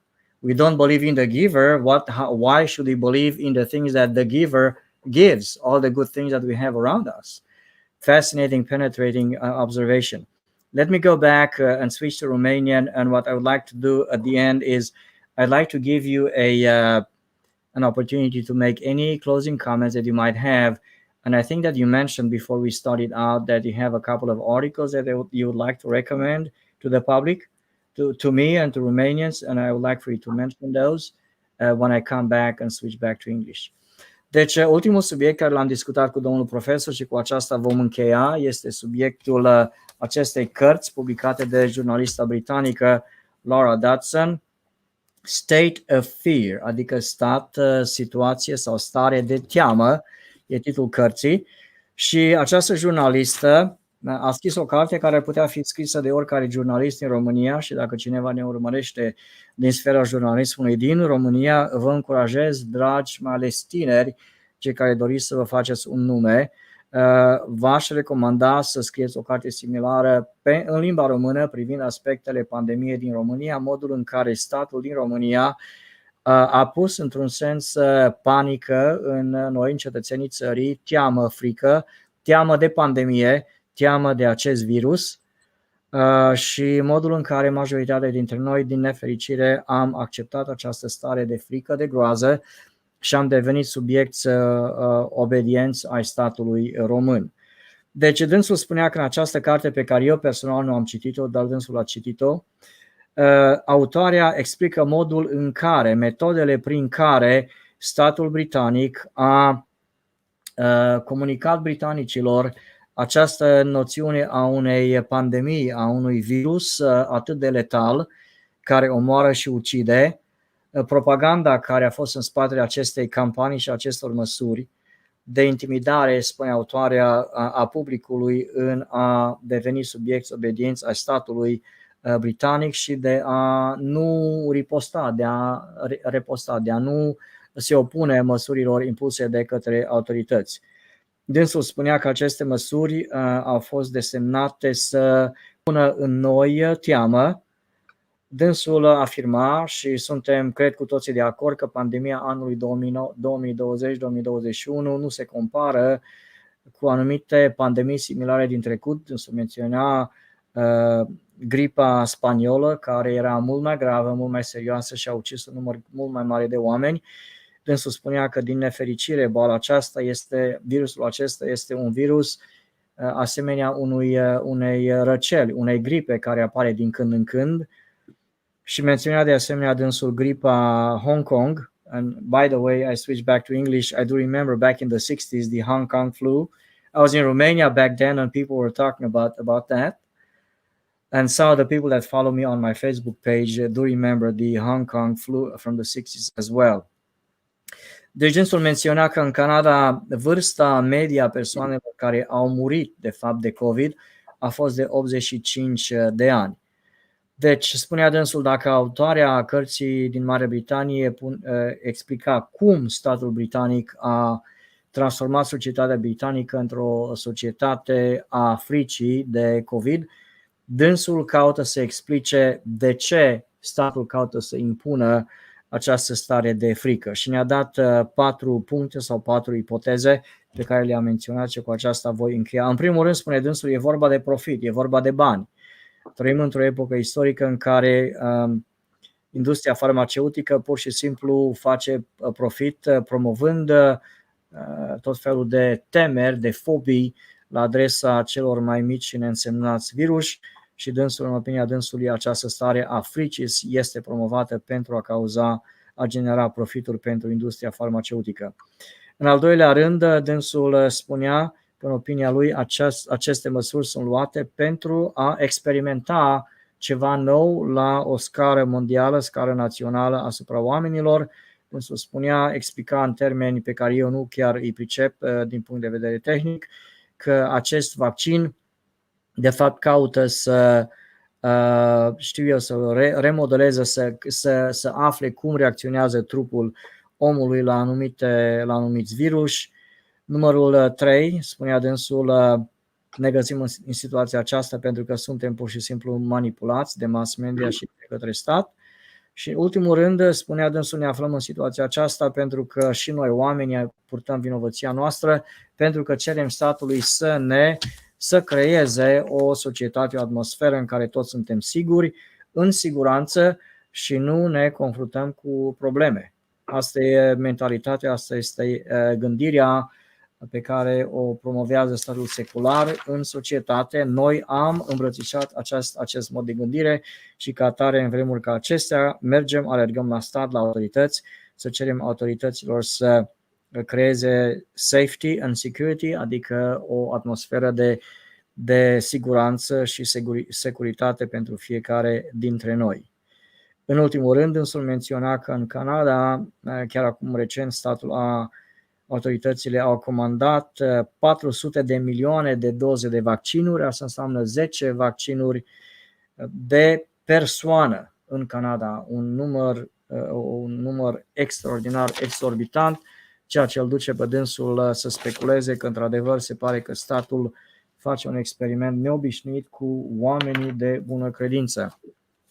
Revin în limba engleză și după aceea vom încheia în câteva minute. I was going to talk with you, Professor Farrow, about other subjects concerning the pandemic and the lockdowns, things that really worry me as a man of the law, as a lawyer, the impact of this pandemic on democracy, on the rule of law, on the way people think about their relationship with the government, with the law. Fortunately, I live in the state of Texas, where courts are still fairly conservative. The Supreme Court of the state of Texas has been in the forefront of protecting our civil liberties during the pandemic, but that's for a different subject, a different topic at some other time. So as I have said about 5 minutes ago, I'd like to give you the opportunity to make some closing statements, remarks, maybe recommend a couple of articles, and it's already late in Romania. Yeah. And we'll have to end. Well, some people among your audience may be interested in another of the pieces I did for First Things, which is called The Secret of the Seculum, that is, the secret of the age. That was an article from last year, from 2020, based on an address I gave in Washington just when this pandemic business hit. And people may find that helpful. I hope so. I'm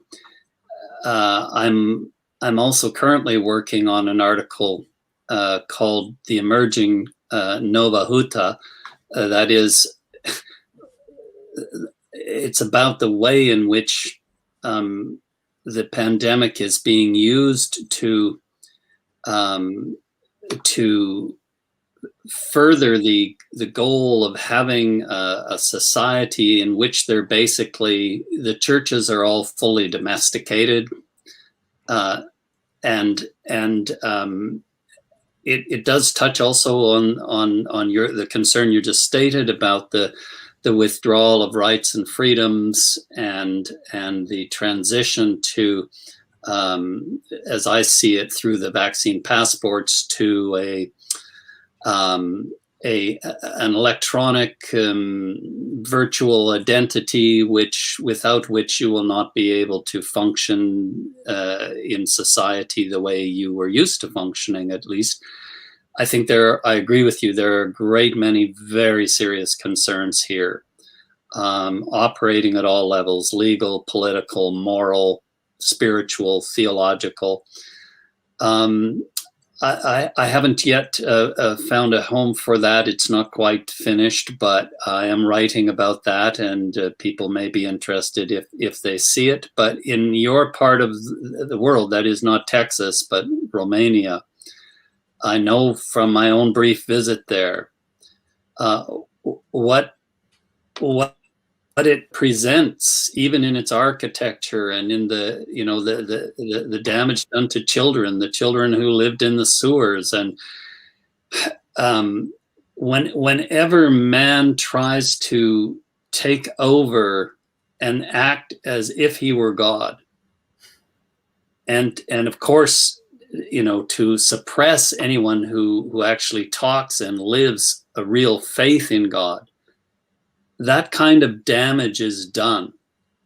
And I do worry that the lessons that came out of this past century from Europe have not been learned, and that between pressures from the communist realms that still exists in China and new Western pressures in the same direction, that we are suffering a kind of serious pincer movement that is trying to crush the faith and the civilization that we inherited, and that we have some responsibility to preserve in spite of that pressure. So, as your Orthodox priest friend was saying, Christianity is precisely for those pressure points to revive the people and their faith, and I pray that will happen. Professor Farrow, what can I say? I thank you very much. I'm really honored. In fact, I would like to, maybe in a couple of months, 6 months down the road, I'm going to read. I have spotted in First Things this article, Secret of the Age. I have not actually read. I think it was one of the long reads, if I'm not mistaken. But I will look it up. I will read it. And once you start publishing again, on the subject of the intersection of Christianity, the pandemic, the lockdowns, democracy, human rights, economy, politics, subjects which fascinate me as well. I would like, with my respectful request, that hopefully you can honor us again with your presence on my Facebook page. I've got to confess to you, I'm really interested in all of these subjects, but my first priority in life is the law and my clients. And I have a lot of clients, and when I have 5-10 minutes or so at my disposal, I will delve into the intellectual world. That is really a great passion to me, and it's always fascinating to have conversations with you on some of these topics. People from all over the world are thanking you. I'm seeing a comment from Norway right now. People are raising their hands saying thank you to you, Professor. We appreciate you. And again, we hope to have another conversation with you maybe late in the year, maybe next year.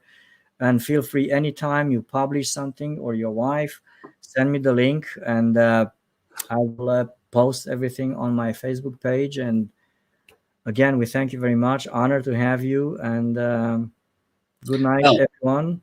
It was an honor, as I said, for me to go to Romania in '96, and it's been an honor to be on your show. And I hope that some of what we did will indeed prove useful to the people listening. And may God bless and strengthen them and you. Okay, thank you again very much, Professor. Good night to you, and everyone. Vă spunem tuturor noapte bună, la revedere. Sper să ne vedem într-o săptămână. Noapte bună. Good night. Good night.